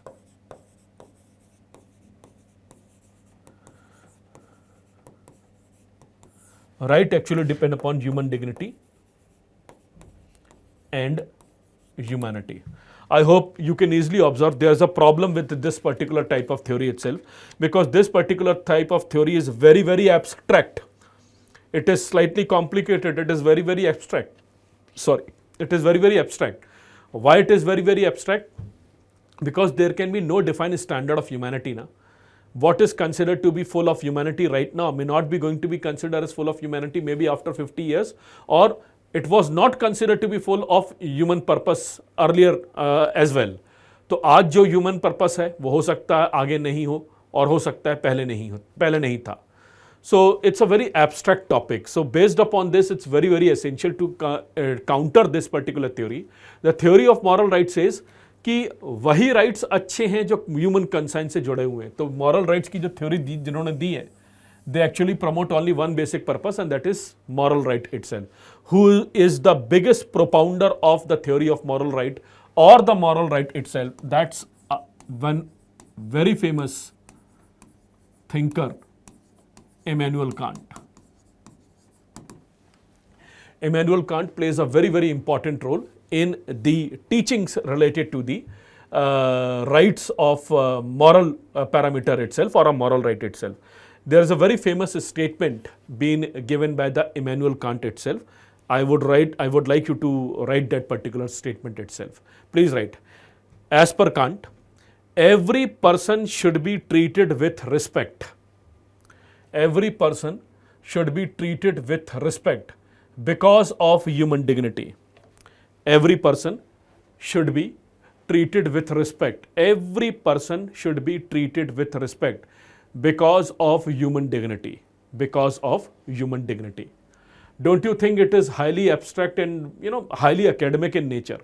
Every person should be treated with respect because of human dignity. अरे हो सकता है human dignity को कुछ लोग violate कर दें, फिर क्या हो जाएगा? फिर ऐसे में moral rights कैसे लागू करोगे? So those people who are considering to be a modern day student of the constitution or modern day thinkers of the constitution, they actually discard moral right, and they also discard natural right as well in certain proper manner itself. Now let me give you difference between natural right and moral right. So what is the basic difference between theory of natural rights and theory of moral right, student? Theory of natural rights, it's very essential to know the difference as well. Nobody is asking you these things. Take my word, UPSC mains exam will never ask you difference between natural rights and moral rights, or the theory difference between natural and moral rights. It's for your writing, it's for your vocabulary, it's for your good sentence structuration that I'm actually sharing with you. Because deep down inside you must be realizing कि answer लिखने के लिए कुछ अच्छे terminology चाहिए पड़ेंगे. तो जब आप लिखोगे that right to life is basically a parameter of natural right, तो आपके आंसर्स में ग्रेविटी बढ़ जाएगी, और उसी को हम इंक्लूड करने की कोशिश कर रहे हैं. So what is the basic difference between natural right and moral right? Natural right is basically more related to freedom. Natural right is more related to liberty. It is more related to freedom. It is more related to liberty. And natural right is actually having a God connection, actually having a natural connection. It is having a God connection, it is having a natural connection. Why am I using the word God connection and natural connection? Because John Locke used to say every person is being born with certain inherited natural right. So अगर हम पैदा होते साथ ही कुछ natural right लेकर रह रहे हैं, so it has something natural connection, God connection, divine connection, and therefore it is more tilted towards freedom and liberty. Whereas moral right is more tilted towards certain appropriate behavior.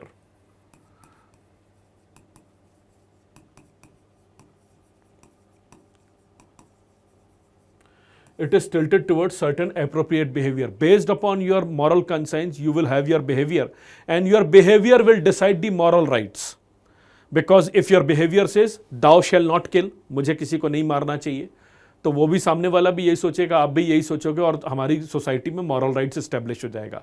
So it is more related to appropriate behavior. It is more related to freedom of the people. It is more related to liberty of the people. It is more related to appropriate behavior of the people.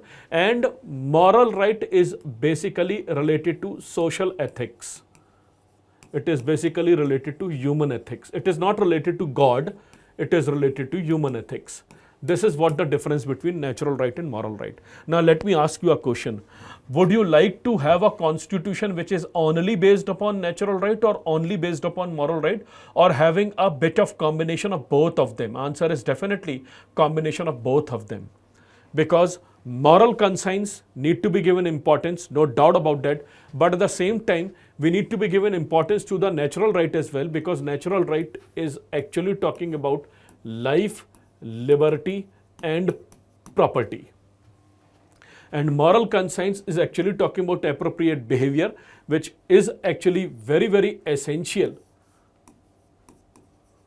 for moral conscience.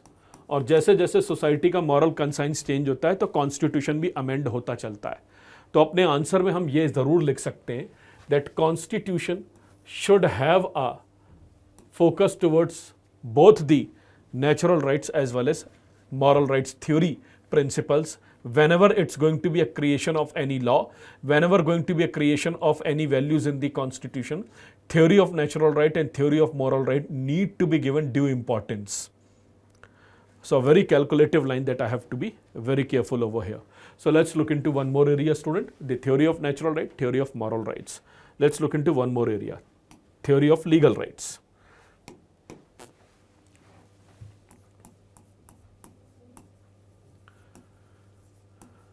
I'm talking about legal rights, theory of legal rights. I'm not talking about legal rights alone. I'm talking about theory of legal rights. So as you have already studied with me in my initial class, it's in my initial understanding of the topic itself, like in this manner, यहाँ पढ़ाया था मैंने.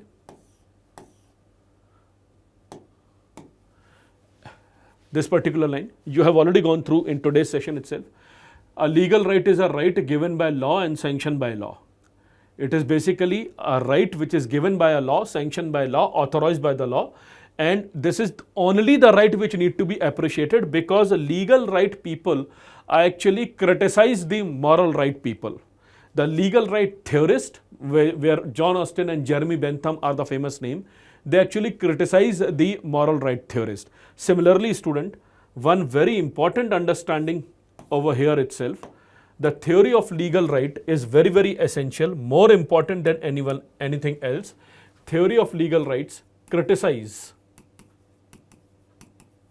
or negate both natural and moral theory. They criticize both natural and moral theory. और क्यों नहीं criticize भाई? Natural rights में life, liberty and property. Every person is born with a life, liberty and property. तो ये जो legal right theorist थे वो कहते थे ये बड़ा abstract है. A person being born with life, liberty and property, it's very, very abstract. Because who will decide that this is the type of liberty? Who will decide that this is the type of liberty need to be maintained? Of course, as per the natural right theory, life, liberty and property need to be protected by the state, but what type of life, what type of liberty and what type of property need to be protected, that has not been defined. And similarly, they criticize the moral right theory as well, because moral right theory was highly ideal and it was very impossible to implement it on ground, because what may be moral for you may not be moral for others. So these theorists of legal right, they actually criticize both the natural right theorist as well as the moral right theorist. They criticize John Locke, they criticize Immanuel Kant, and they have given their own theory itself. And as per the theory of legal rights, one very straightforward answer to this theory of legal right is a right can only be sustained, a right can only be sustained if it has been created by a law or a statute. That's it. A very beautiful line which summarizes the theory of legal right. A right can only be sustained, can only be legitimate. ये भी लिख सकते हो. A right can only be sustained, can only be legitimate. Legitimate मतलब legal है. A right can only be sustained, can only be legitimate if it has been created by a law, created by a statute, created by a law, created by a statute, where a state has a command. Where a state has a command. State has a command means a state will create it, a state will implement it, a state will sanction it. State ही बनाएगा, state ही उसको लागू करेगा, execute करेगा, and if it is going to be a violation, state will prosecute, state will take punishment standard as well. Only those law of the land will hold the merit if it is being created by the state itself. This is the important theory of the legal right, student. A very, very important theory of the legal right. A very essential one, a very important one. Very essential one, very relevant one, very important one. So theory of legal right वो कहती है कि natural right और moral right theory nonsense है, इसमें कोई essence नहीं है, ये बड़े highly moral standard पे बनाए गए हैं. These moral standards are very difficult to create. Although moral standards of the natural right is slightly appreciable because they talk about life, liberty and property. But what type of liberty, what type of property and what type of right to life need to be maintained has not been defined by John Locke. और John Locke कहता था कि अगर लोगों के right ना maintain हो तो वो प्रोटेस्ट कर सकते हैं. तो कौन से राइट मेंटेन नहीं होंगे तो प्रोटेस्ट करेंगे, ये डिस्क्राइब नहीं किया. So the theory of legal right is considered to be a very important unit or a very important understanding for the study of the Constitution. And I also believe, student, with my limited learning, I also believe this natural law, this moral right, this natural right, it has its own advantage, but we need to give in more importance to the positive law. We need to be given more importance to the legal right itself.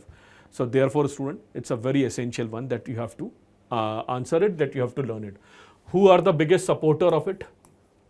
I've already written the name. I'm rewriting it. John Austin and one thinker in political science, Jeremy Bentham. They are considered to be the biggest propounder or biggest supporter of the theory of legal right itself. Now, let's talk about the next theory. Last one.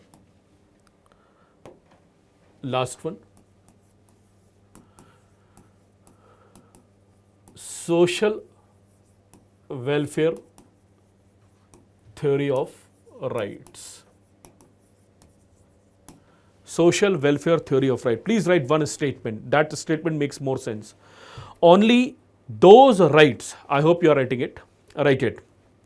As per the social welfare theory of right, only those rights are legitimate, only those rights are acceptable which has a social welfare purpose. Only those rights are acceptable which has a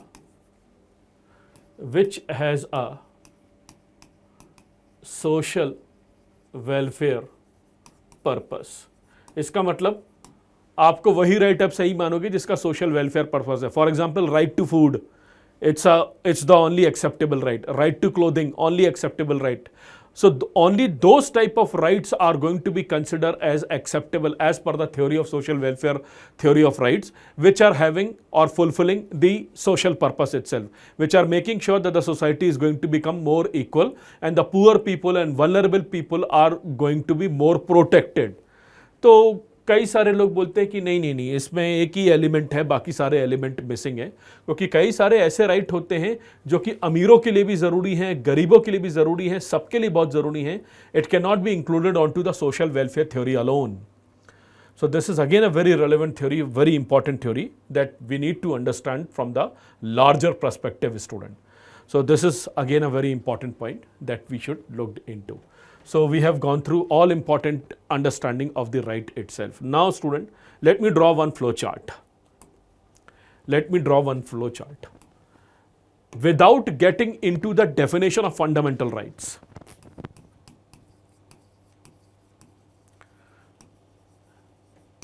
Right now, I am not going to give you the definition of fundamental rights. Without getting into the definition of fundamental right, student, let's look into the principles of fundamental right. So fundamental right is indeed a type of right.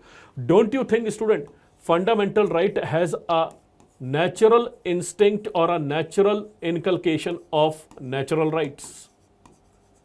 क्या हमारे fundamental rights में does Indian fundamental right which are prevalent in India's constitution, does it include the principle of natural right? Answer is definitely yes, we do have a principle of natural right, because as per the principles of right to life, right to liberty, they are very much included in our fundamental right itself. So the theory of natural right is included in our fundamental right, or creation of our fundamental right was very much possible by looking into the theory of natural right. तो natural right की जो theory है उसको ध्यान में रखते हुए हमारा fundamental right बना है, बिल्कुल कहा जा सकता है. At the same time, theory of legal right is also very much appreciated or very much well integrated with the theory of fundamental right as well. Yes, we have well-defined rights, we have well-defined article equality, we have well-defined article 15, which is right against discrimination, because I have already told you, student, theory of legal rights is been well described or well divided into two important area, the social and civil rights, and of course the democratic and political right. तो है ना हमारी country में article 21 है, article 19 है, article 15 है, जो कि डिस्क्रिमिनेशन को रोकता है. तो जो पर्पस है लीगल राइट का वो हमारे फंडामेंटल राइट्स में इंक्लूड किया गया है. At the same time student, at the same time, our constitution fundamental right also has a social welfare rights purposes as well. Does our constitution has a purpose of social welfare rights? Yes, we do have a social welfare rights, because if you are going to look into the definition of article 16.4, if you are going to look into the definition of article 15.4, you will come across article 16.4 and article 15.4 promotes reservation, promotes affirmative action, and affirmative action larger purpose is to promote social welfare, to make our society proportionally equal. तो fundamental rights में social welfare rights भी include होते हैं, natural rights का principal भी है, legal rights का principal भी है, और साथ ही साथ student, if you are going to deep down inside, if you are going to do the introspection of reading the fundamental rights, you will realize our fundamental right is also having the conviction of theory of moral rights as well, because moral right says every person need to be treated well in a moral manner, in an ethical manner, because moral rights is equivalent to the human dignity. And the best part about fundamental right is it appreciate human dignity. It appreciate human dignity. It also appreciate affirmative action. It also appreciate human dignity. After all, what is Article 23 and 24 of India's Constitution? As per Article 23 and 24, you cannot have a bonded labor in our country. We cannot have a promotion of child laborship in our country. So it's a very beautiful understanding, or a very beautiful understanding, or I would rather say a flowchart for our overall learning student. So what is so unique about fundamental rights of India's constitution? उसने चारों जो rights की theory है उन सबको include किया. ये भी लिख ही देते हैं यार, नहीं तो आप बोलोगे सर ये अलग से right है क्या? नहीं. Our fundamental right included the theory of legal rights. It does include the theory of natural right. Similarly, it appreciates the theory of moral right, and it also appreciates the theory of social welfare right. It also appreciates the theory of social welfare right. So all important rights theory, all important rights philosophy are very much integrated in the creation of India's constitution fundamental right. तो कभी भी जब answer लिखोगे, अभी तो मैं पढ़ा रहा हूँ, आंसर लिखवाऊंगा भी, मोटिवेट भी करूंगा आंसर लिखने के लिए, and will ask you to submit your answer it to me, and I will cross check it. I will definitely going to look into your answers as well. So I will appreciate each and every one of you if you are going to write in this manner that India's fundamental right does inculcate.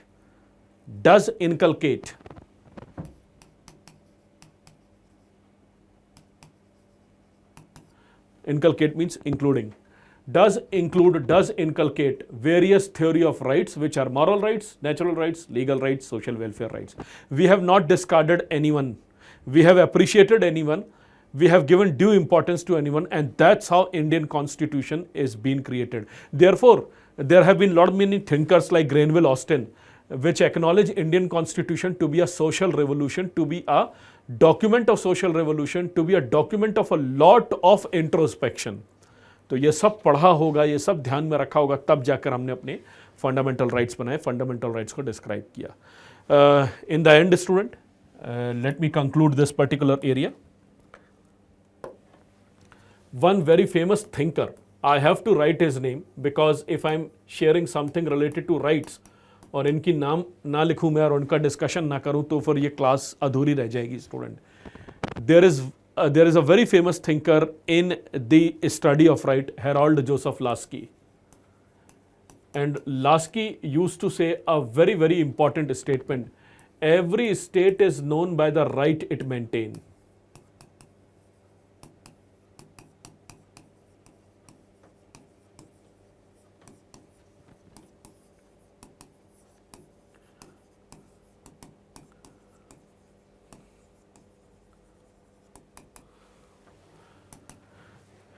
Every state is known by the right it maintains. So state or society identity is not going to be based on geography, is not going to be based on ethnicity, is not going to be based on its richness, it's not going to be based on its economic potential. It should be based upon the right it maintains.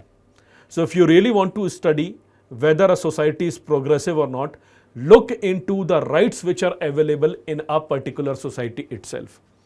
So this is the theory related to Harold Joseph Lasky. Harold Joseph Lasky has written a very famous work, a very famous book known as Grammar of Politics.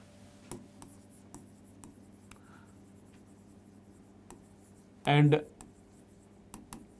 it's a very important line that you can read it again and again. कि society की identity, state की identity, उसकी economic potential और वहाँ रहने वाले लोग नहीं है. वहाँ बेसिकली किस तरीके के राइट हैं वो हैं. स्टेट और a society is known by the right it maintain. And there are so many important statement being explain by the Laski itself.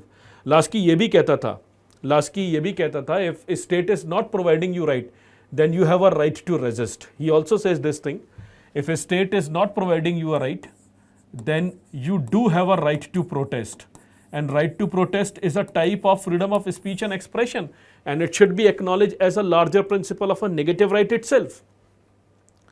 So right to protest is very much an integrated part of a livable society itself. It's the hallmark of a livable society. And he also used to say one thing, Lasky also described it in this manner, that a state is not the creator of the right. It is only the net protector of the right. State ने right नहीं बनाए, state ने rights को केवल protect करने की duty को संभाला है. State is not the original creator of the right. State is only there to protect the provision of the rights which are very much included in the constitution itself. So this is what a very important point, student, that I have to share with you. So let me recall one very important point over here. क्या क्या पढ़ा मैंने अभी पिछले दो statements, दो topics में. पहले मैंने आपको लॉ बताया कल जब हमने स्टार्ट किया था कि लॉ क्या होते हैं. I have explained it to you. What do we mean by law? What do we mean by law? Different type of law I have shared with you. Substantive law, procedural law, the private law, the public law, constitutional law, administrative law, which are the subject matter law. तो मैंने कल क्या बताया आप लोगों को? Let me just recall in 5 minutes.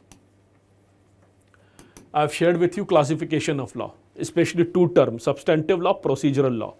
Substantive law, procedural law, common law, personal law, private law, public law, सारे points बताए और explanation दिया.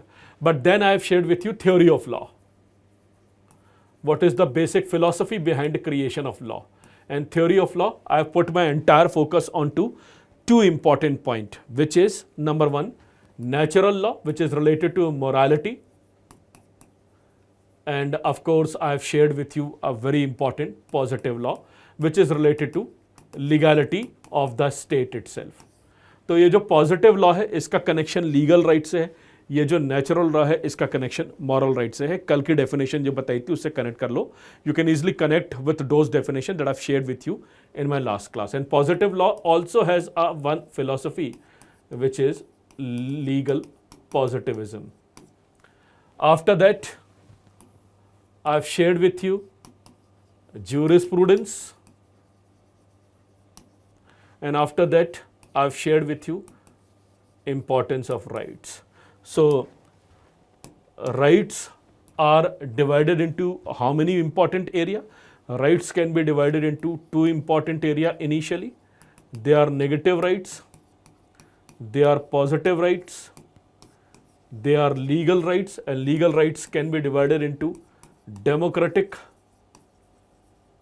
or a political rights. I have already explained with the definition, and I have already given you the socio-cultural rights. Sorry. Socio-civil rights. Got it? And moral rights. And I have shared with you important theories which are very essential for the creation of the rights. So these all topics are well integrated with each other. I hope now you are comfortable with law, you are comfortable with jurisprudence, you are comfortable with rights. So let us go back to the syllabus now. क्या क्या पढ़ लिया हमने syllabus में अब तक? Put your concentration over here. What all things you have gone through so far?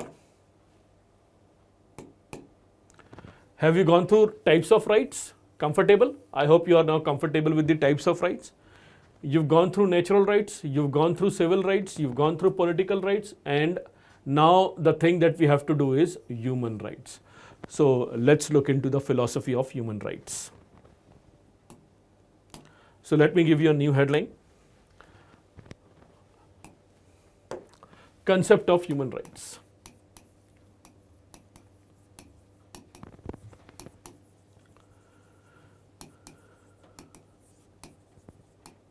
Concept of human rights. So concept of human rights is very much integrated with the principles of the fundamental right itself. And if you are going to read the human rights, the Universal Declaration of Human Rights in 1948 and India's fundamental rights, there is a close connection, because Universal Declaration of Human Rights took place in the year 1948, and at that particular period of time we were also on to the building process of our constitution itself. We were having the process of enactment of the constitution. तो हमारा जो constitution है और human rights के जो principal हैं उनमें बहुत बड़ा एक इंटरलिंकिंग प्रिंसिपल है. And to be very honest, fundamental right is a universal term that we associate for the understanding of the constitutional principle. Basically, fundamental right itself includes the larger principle of human right itself. So let's look into the concept of human right itself. So before I proceed ahead, please write one very elementary definition which is related to the human rights. Please write. Human rights are basic entitlements and freedom. Human rights are basic entitlements and freedom that every human should have. That every human should have. Concept of human rights says basic entitlement and freedom that every human should have. That every human should have, simply because they are human. Simply because they are human. Simply because they are human. So a very simple definition, yet a very effective one. What do we mean by concept of human rights? Why do we need a human right? How come the urgency of human rights suddenly became more important, especially in the modern time, especially after the culmination or the end of the Second World War? So the concept of human rights says human rights are basic entitlement, they are basic freedom that every woman, every man and woman, every human should have, simply because they are being born as human. So human right, student, are those important entitlement, are those important freedom that is very essential for being a human itself. अगर मनुष्य के रूप में जन्म लिया है, if you've been born as a human, then there are certain freedom that need to be associated with you. Let me ask you a very relevant example over here, student. Who is more free, student? A human or a bird? Who is more free? A human or a bird? Apparently, your answer should be bird, because you believe, sir, they can go to any area, they can cross the border. But take my word, student, even animals are more susceptible to nature, and they actually surrendered to the ideals of nature itself. If nature is going to have a little bit of change, then the birds, then the animal, and the whole animal kingdom is definitely going to become very difficult to survive. So what is so peculiar about animal kingdom? They seems to be more free. They seems to be more enjoying more freedom, more liberty. But the reality is, student, they are not free. They are not having any degree of liberty greater than the human being, because they are more prone to nature. They are having more susceptibility to the nature and less adaptability to the nature. Why exactly? Because अगर आप एक species को, एक plant को, एक bird को उसके particular nature से उठाकर कहीं और पटक दो, कहीं और ले जाओ, they will not survive. But human has a truly different connotation and truly different idea itself. Humans are surviving in tropical climate, subtropical climate. They are surviving in minus 50 degrees centigrade. They are also surviving in plus 45 degrees Celsius as well. Humans are more adaptable to nature. That's a different story, that we are destroying our nature. But the adaptability is very high in humans. And that adaptability need to be maintained. For this, we need to have a human right. Human rights are very essential, student, because they are basic entitlement and freedom that every woman should have, every human should have, simply because they are human itself. So every man and woman, उनके कुछ entitlements हैं, उनके कुछ ऐसे freedom वाले choices हैं, यदि उनका respect हो रहा है, then human rights are being there firmly on ground. What are human rights? What exactly are technical details of human rights? Let's look into it one by one. So first of all, apart from this definition, there are certain important pillars which need to be associated with human rights. So human rights has 4 important pillars, student. I have given you very elementary definition that they are the entitlements, they are the freedom which every human should have. But why human rights are important, or why human rights are considered to be very essential? Because they have 4 pillars. Human rights are universal. Human rights are universal, ubiquitous, they are universal. So irrespective whether you are living in country A, country B, continent A, continent B, there are certain universal principles that are essential, which act as the guiding principle for every state. Every state has to follow it. And states are not going to follow it. If those states are not going to abide by the principles, then definitely the other states or other countries are going to unleash a war against them. So human rights are universal. Human rights are inalienable. It cannot be taken away. आप ये नहीं कह सकते कि 6 महीने के लिए human rights को एक काम करते हैं, साइड में रख देते हैं, 6 महीने बाद ह्यूमन राइट्स पर डिस्कशन करेंगे. No, human rights can not be taken away. Even in exceptional circumstances, human rights need to be maintained. Human dignity need to be maintained. Certain moral, human, dignified principles need to be maintained. Therefore, human rights are inalienable. Number 3, human rights are indivisible. It cannot be divisible. Human rights are indivisible. Human rights are indivisible. What do we mean by human rights are indivisible? Human rights are indivisible means it cannot be having a compromising situation कि एक काम करते हैं, एक human right को side में रख देते हैं, बाकी ह्यूमन राइट की हम एक तरीके से ट्रेडिंग कर लेते हैं, या बाकी ह्यूमन राइट्स की, जैसे एक हमारे यहाँ एंशियंट सिस्टम में हुआ करता था कि एक प्रोडक्ट दो और दूसरा प्रोडक्ट लो. We can not have this type of situation. Human rights are indivisible. Indivisible means all human rights are equally important.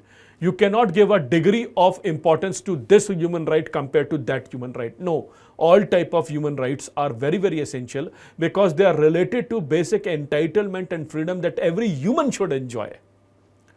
So human rights are universal, inalienable, indivisible, and of course they are interdependent.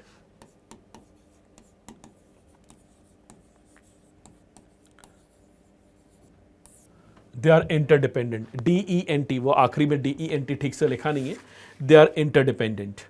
Why they are interdependent? Because application of one human right enabled the application of 3 other human rights.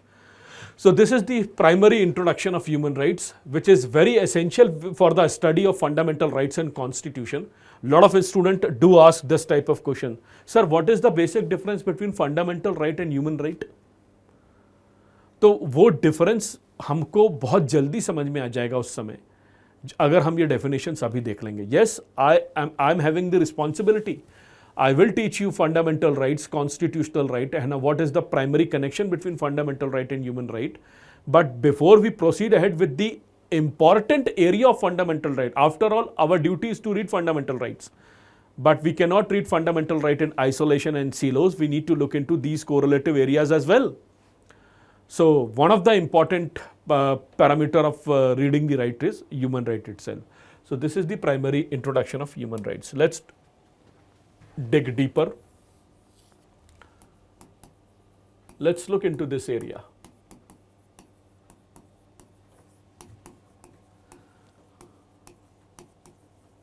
Normally, when we read Indian Constitution, तो हम सीधे jump कर जाते हैं preamble पर, और वही मुझे नहीं करना है. It's my collective reading of for the past so many years that I've realized Constitution should be well read by any person if they are comfortable with the initial first or 3 units. The first 3 units that I have shared with you. First 2 or 3. In fact, first 2 units itself. You are comfortable with ideology, comfortable with basic terminology, comfortable with the basic terminology of law, rights, justice, liberty, freedom. Then things are going to be pretty clear to you. So, why human rights are very important, student? Human rights are very, very important because they act as the global rule of law. They act as the global rule book. They act as the global rule of law. I've already shared with you the philosophy behind the doctrine of rule of law as been propounded by A.V. Dicey. So, rule of law, rule book और global governance के standard को तैयार करने के लिए human rights का होना बहुत जरूरी है. So therefore human rights are very very important. They actually act as the harbinger और creator of global rule book और global rule of law. They actually prevent the abuse of power.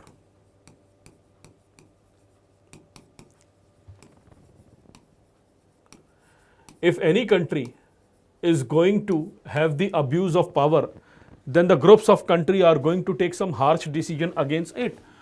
For example, in the past 2 years, there have been a lot of accusation against the Israel that they are promoting genocide and they are not taking enough amount of step to maintain the dignity of the Palestinian people or the people who were residing in Gaza. And as a result of it, there have been a lot of discussion against the Israeli forces in the United Nations. Although it's a truly different story that no harsh sanctions been implemented onto them because America has a complete cover over the Israel itself. But the fact of the matter is what had happened on 7th of October 2023 when Hamas attacked the tourists from Israel itself. It was truly horrendous. Nobody can justify it. But what happened after 7th of October 2023 was equally unjustifiable. You cannot justify that situation as well. So, basic principle of human right it prevent the abuse of power. अगर कोई भी abuse of power कर रहा है, चाहे वो official हो, चाहे वो government हो, चाहे वो एक बड़ी institution हो, they need to be reprimanded. They need to be bring onto the court of law itself. So therefore, it's very essential to have human right. It prevent the abuse of power. Human right also ensure certain basic needs. It ensure certain basic need. It also ensures certain basic freedoms as well. It ensures certain basic need. It ensures certain basic freedom as well. And it actually act as the benchmark. It actually act as the benchmark for every institution how you have to treat each other. For example, if I'm having a human right, so does you have the human right. And based upon the principles of human right, I need to maintain your dignity, you need to maintain my dignity. So the best part about human right to the student, it encourages It encourage the individuals and institution. It encourage the individual and institution to maintain human dignity. To maintain human dignity.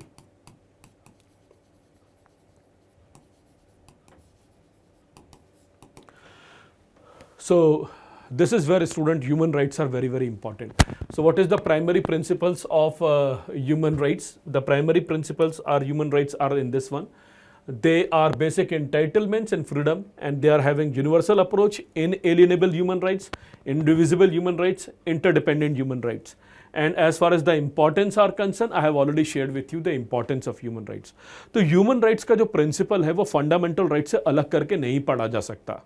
Whatever principles of negative right, whatever principles of the socio-civil rights are there, which are related to no discrimination, they are basically all derived from the principles of human right itself. And to be very honest, student, it was the human right creation that actually prompted the forefathers of our constitution to have a very well-defined fundamental right under the principles of Article 12 to 35. तो human rights का study separately ज़रूर करना चाहिए when you are reading the right itself. So importance we have gone through. Now let's look into the next area. Human rights के definition देख लिया, importance देख लिया. अब जरा ये area देखते हैं. Genesis of human rights. निकला कहाँ से human rights? So genesis of human rights, if you are going to look into from the historical prospect, student, for the past 5,000 years of human history, there have been ample amount of evidences which are suggesting that human right as a principle been going on for the past 5,000 years. For example, one very, very important example is the learnings related to Ashoka edicts. So Samrat Ashoka edicts, teachings related to Samrat Ashoka edicts or Samrat Ashoka idealism definitely plays a very, very important role in the principle of student genesis of human rights.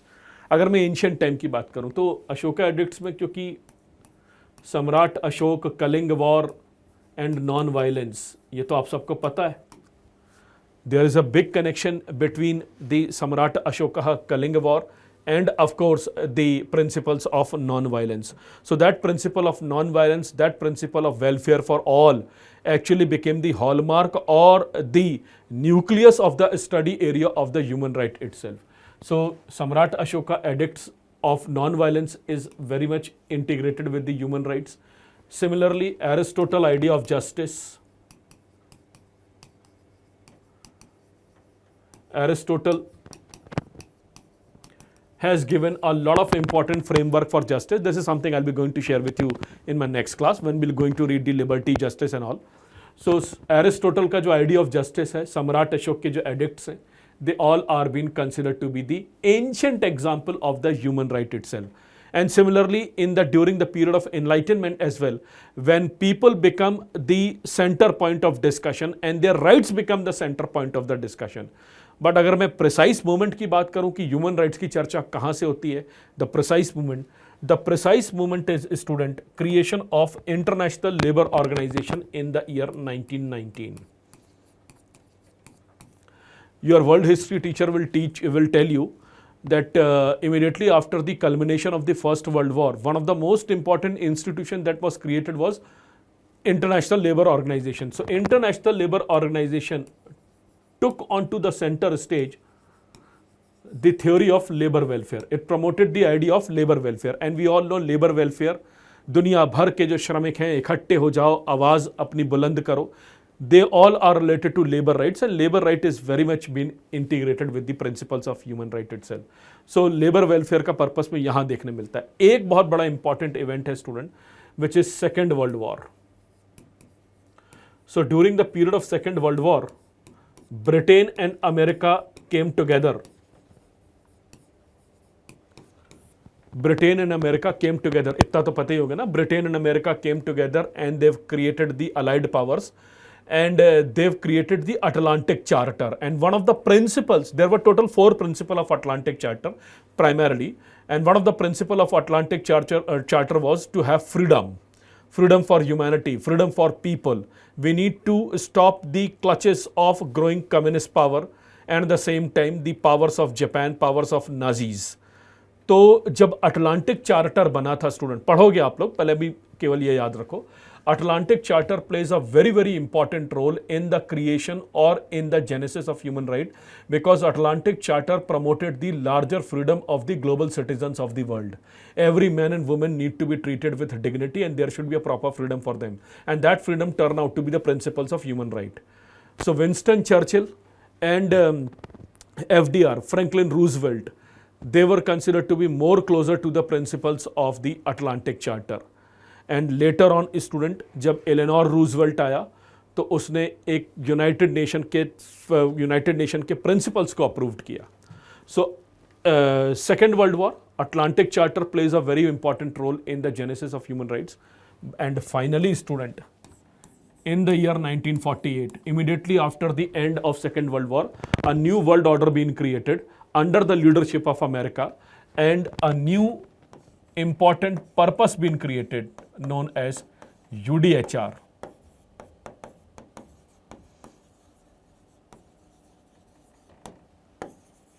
Universal Declaration of Human Rights. That Universal Declaration of Human Rights is actually the genesis of the principles of human right itself. And there have been few academicians who describe Universal Declaration of Human Rights. Universal Declaration of Human Rights is considered to be the Magna Carta of all type of rights. It is considered to be the Magna Carta of humankind. It's a very important associated term that has been related to UDHR. UDHR has been acknowledged as Magna Carta. Magna Carta पर discussion किया था अभी हमने. Nobody is above the law. Nobody is above the rule of the law, which was the philosophy of Magna Carta itself. So Universal Declaration of Human Rights has also been acknowledged as Magna Carta of humankind.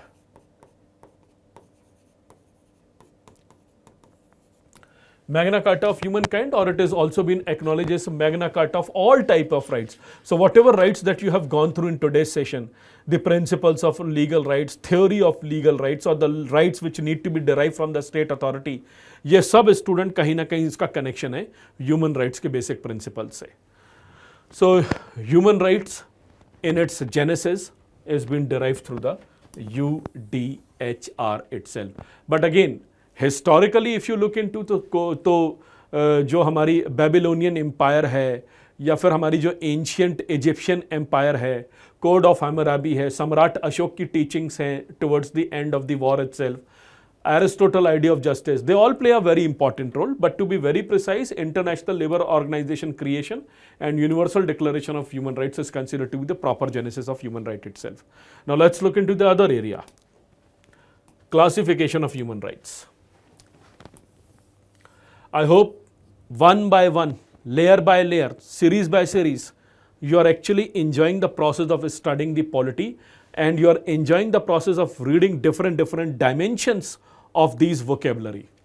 तो धीरे धीरे समझ में आ रही होंगी ये सारी चीज़ें, इनमें इंटरेस्ट आ रहा होगा, इनमें लिखने आ रहे होंगे, टर्म्स आ रहे होंगे समझ में, अंडरस्टैंडिंग आ रही होगी what is the basic difference between various term. And sooner और later when you are going to become more mature, then I will give you questions to write in your notebook as well.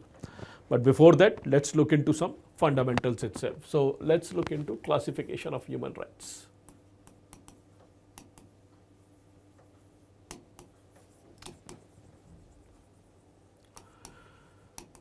So as far as Universal Declaration of Human Rights is concerned, student, Universal Declaration of Human Rights has 30 different types of human rights, but primarily they can be divided into two other areas itself. Classification of human rights can be done easily in two spatial area itself. Number one, civil and political rights.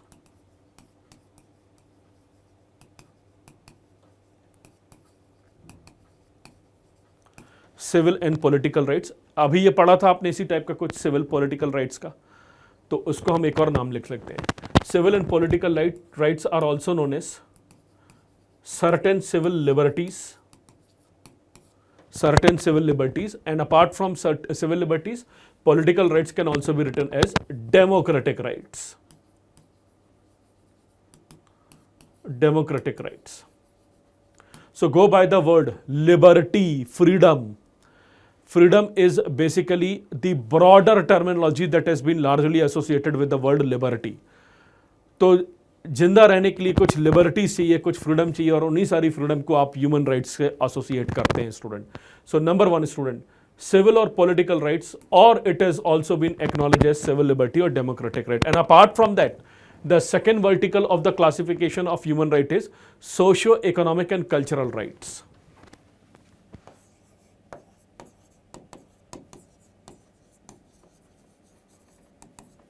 Socio economic and cultural rights. Now let's look into the definition part, let's look into the understanding part. So what is the primary understanding with the civil political rights, civil liberties and democratic right, which actually seeks to have zero oppression, basically civil liberties are those type of liberties, are those type of human rights which make sure humans are going to be completely shielded against any type of state-based oppression. Civil liberties, civil and political rights, democratic rights primarily means shielding. Shielding, you know na, shielding, cover lagana, kavach, shielding against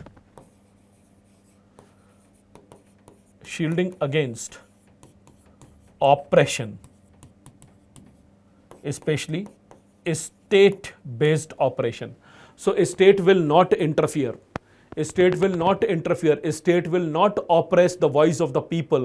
A state will not oppress certain basic tenets of human rights, commonly known as civil liberties, commonly known as civil rights, commonly known as social rights, commonly known as democratic political right. And what type of right you can associate with this important shielding against the oppression? For example, student, right to life. Right to life. Right to life is one of the basic example, one of the most foremost example which can be associated with the understanding of the civil liberties, understanding with the first classification of the human right itself. So right to life, right to liberty, right to freedom, ये सब आपको इकट्ठे मिलना चाहिए, एक एक करके नहीं, इकट्ठे एक टाइम पर, और यही अगर आपको मिल रहे हैं, it means your human right are firmly intact. So right to life, right to liberty, right to freedom, right against torture. There cannot be torture in a jail. There cannot be torture in a custody. If there is a torture in a jail, in a custody, if there is a torture among the under trial prisoners, all this is against the violation of the spirit of the human rights. So you cannot have this type of situation, student, where civil liberties or democratic rights of the people are going to get compromised. So freedom of speech,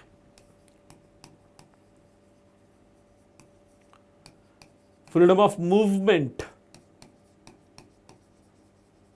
freedom of speech, freedom of movement, freedom to do any type of business, and right against arbitrariness, right against arbitrary power, right against arbitrary power. I hope you all are writing along with me. Right against arbitrary power, right against torture, freedom of speech and expression, freedom of movement, freedom to do profession, right to have my own religion, propagate the religion, voting right. I need to have a voting right. Voting right से देखने से मना नहीं कर सकते. If I'm a legitimate voter of a country, if I'm a legitimate voter of a country and you are stopping me to vote, then it is definitely a violation of the democratic right of a country. For example, today Rahul Gandhi did press conference, which is related to SIR, and as per him, allegedly, election commission is doing a certain fraud. As per him, election commission is doing a certain fraud, or the institutions are not looking into the voice of the people. This is nothing but, as per him, it is a violation of the human right, it is a violation of the democratic hallmark of this country or democratic principles of this country. So why we need a human right, student? We need a human right because it will make sure civil liberties of the people, freedom of the people, democratic rights and civil political right of the people are going to get promoted. And please compare with the theory of negative right. Would you like your state government to interfere in this right? Would you like your state government to have arbitrary power? Answer is no. Would you like your government to take away your liberty or to curtail your liberty or to curtail your freedom and life? Answer is no. So this right of human right perspective is primarily a negative right, where you do not want a state to act in a certain manner because after all it is shielding you against the state operation. On the contrary, student, the second part is socio-economic and cultural right. Socio-economic and cultural right means where you want to have a certain goals of social life to be fulfilled. तो कौन से होते हैं socio-economic and cultural right? Where goals of social life are to be fulfilled. Please write. Please write. Where goals of social life are to be fulfilled. Or you can also say it in this manner. These rights, which are human rights, socio-economic and cultural right, eventually became the guiding principles of public policy. कि state को ऐसा काम करना है कि socio economic और cultural rights लोगों के रिस्टोर्ड होने चाहिए.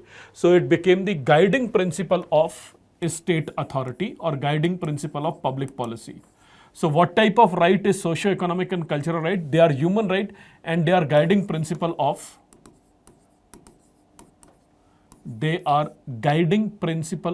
public policy or how a state should act in a certain manner. So I do not have a space over here, so please write certain example. For example, right to education. Right to education. Right to education is very much an extended part of the socio-economic and cultural right because after all, you will have any profession based upon your education. If you are not going to have education, you cannot live a dignified life.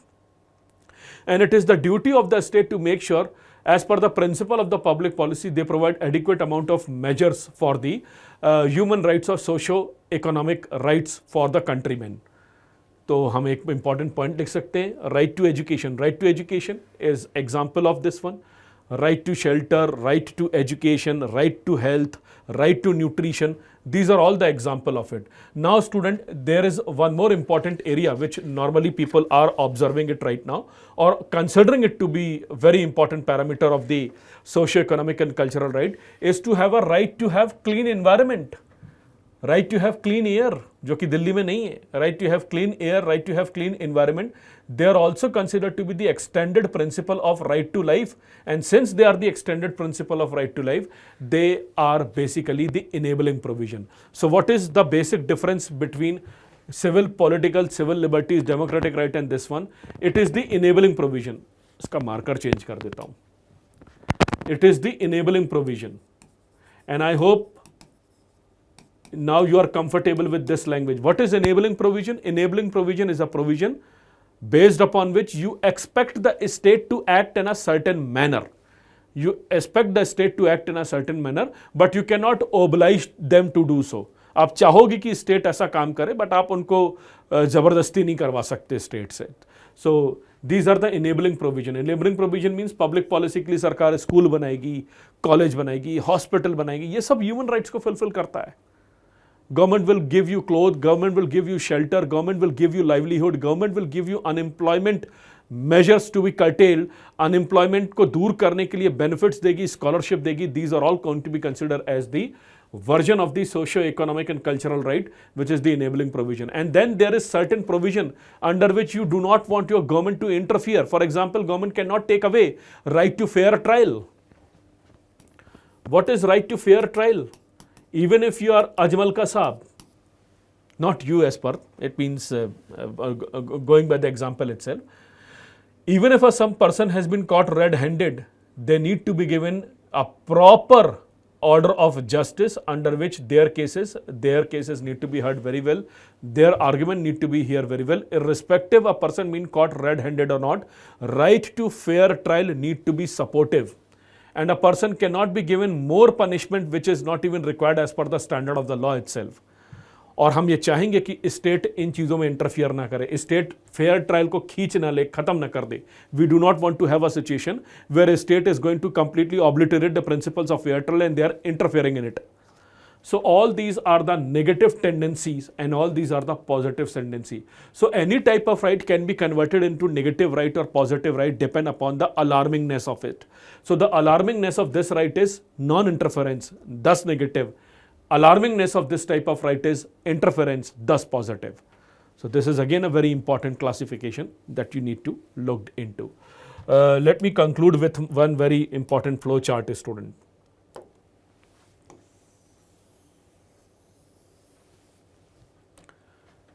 Very important flow chart.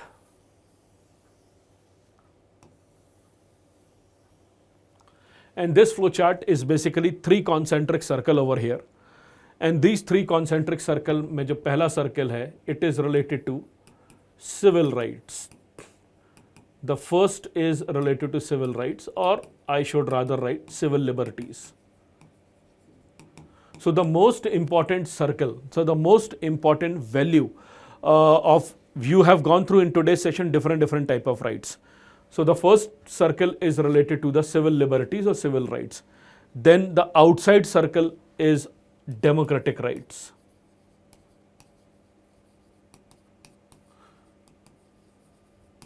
Outside circle is related to democratic rights.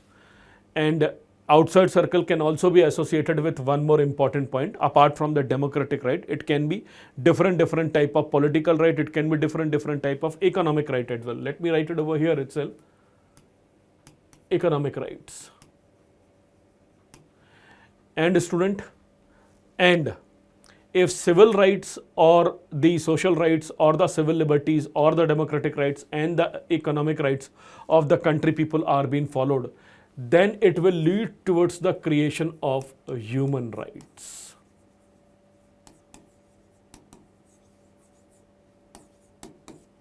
Human rights. So what is human right, student? Human right is basically a very broader sense, a very broader term.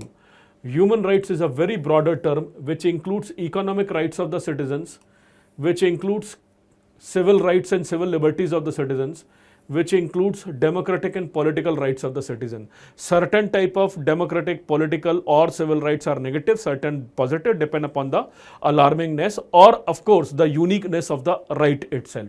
So human right is a very unique umbrella term, and depend upon this umbrella term, these type of rights are going to get fulfilled.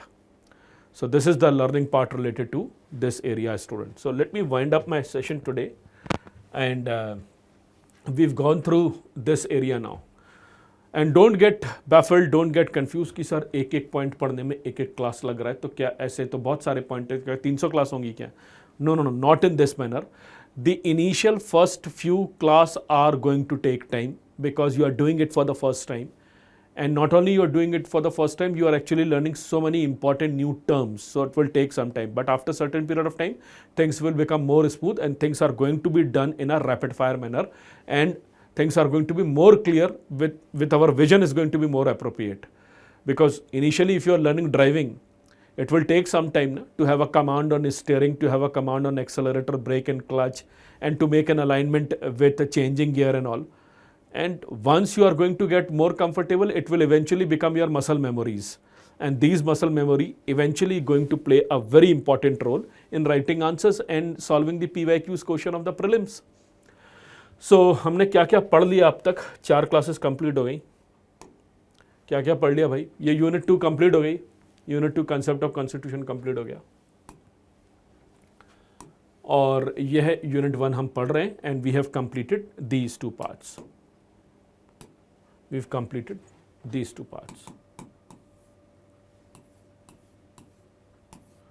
So these 2 parts have been completed by us. In tomorrow's session, we'll be going to look into this area. In tomorrow's session, our point of concentration would be onto this area. So student, I have gone through with the learnings of human right itself, which is a very larger term that we have to look into. और आप इसको थोड़ा और अगर इसमें elaborate कर लो, तो जो human rights हैं, human rights are for both. It is for the citizens of the country. Human rights are definitely for the citizens of the country, and even if foreigners are going to be there in the country who are not going to be acknowledged as the citizen, but they are indeed being acknowledged as the human beings. So human rights are essential for human beings, human rights are essential for citizens, and human rights are actually those basic entitlements which will make sure your economic rights, your civil liberties, your democratic rights are going to be well respected. So that's it for today's session. I'll see you tomorrow with new learning.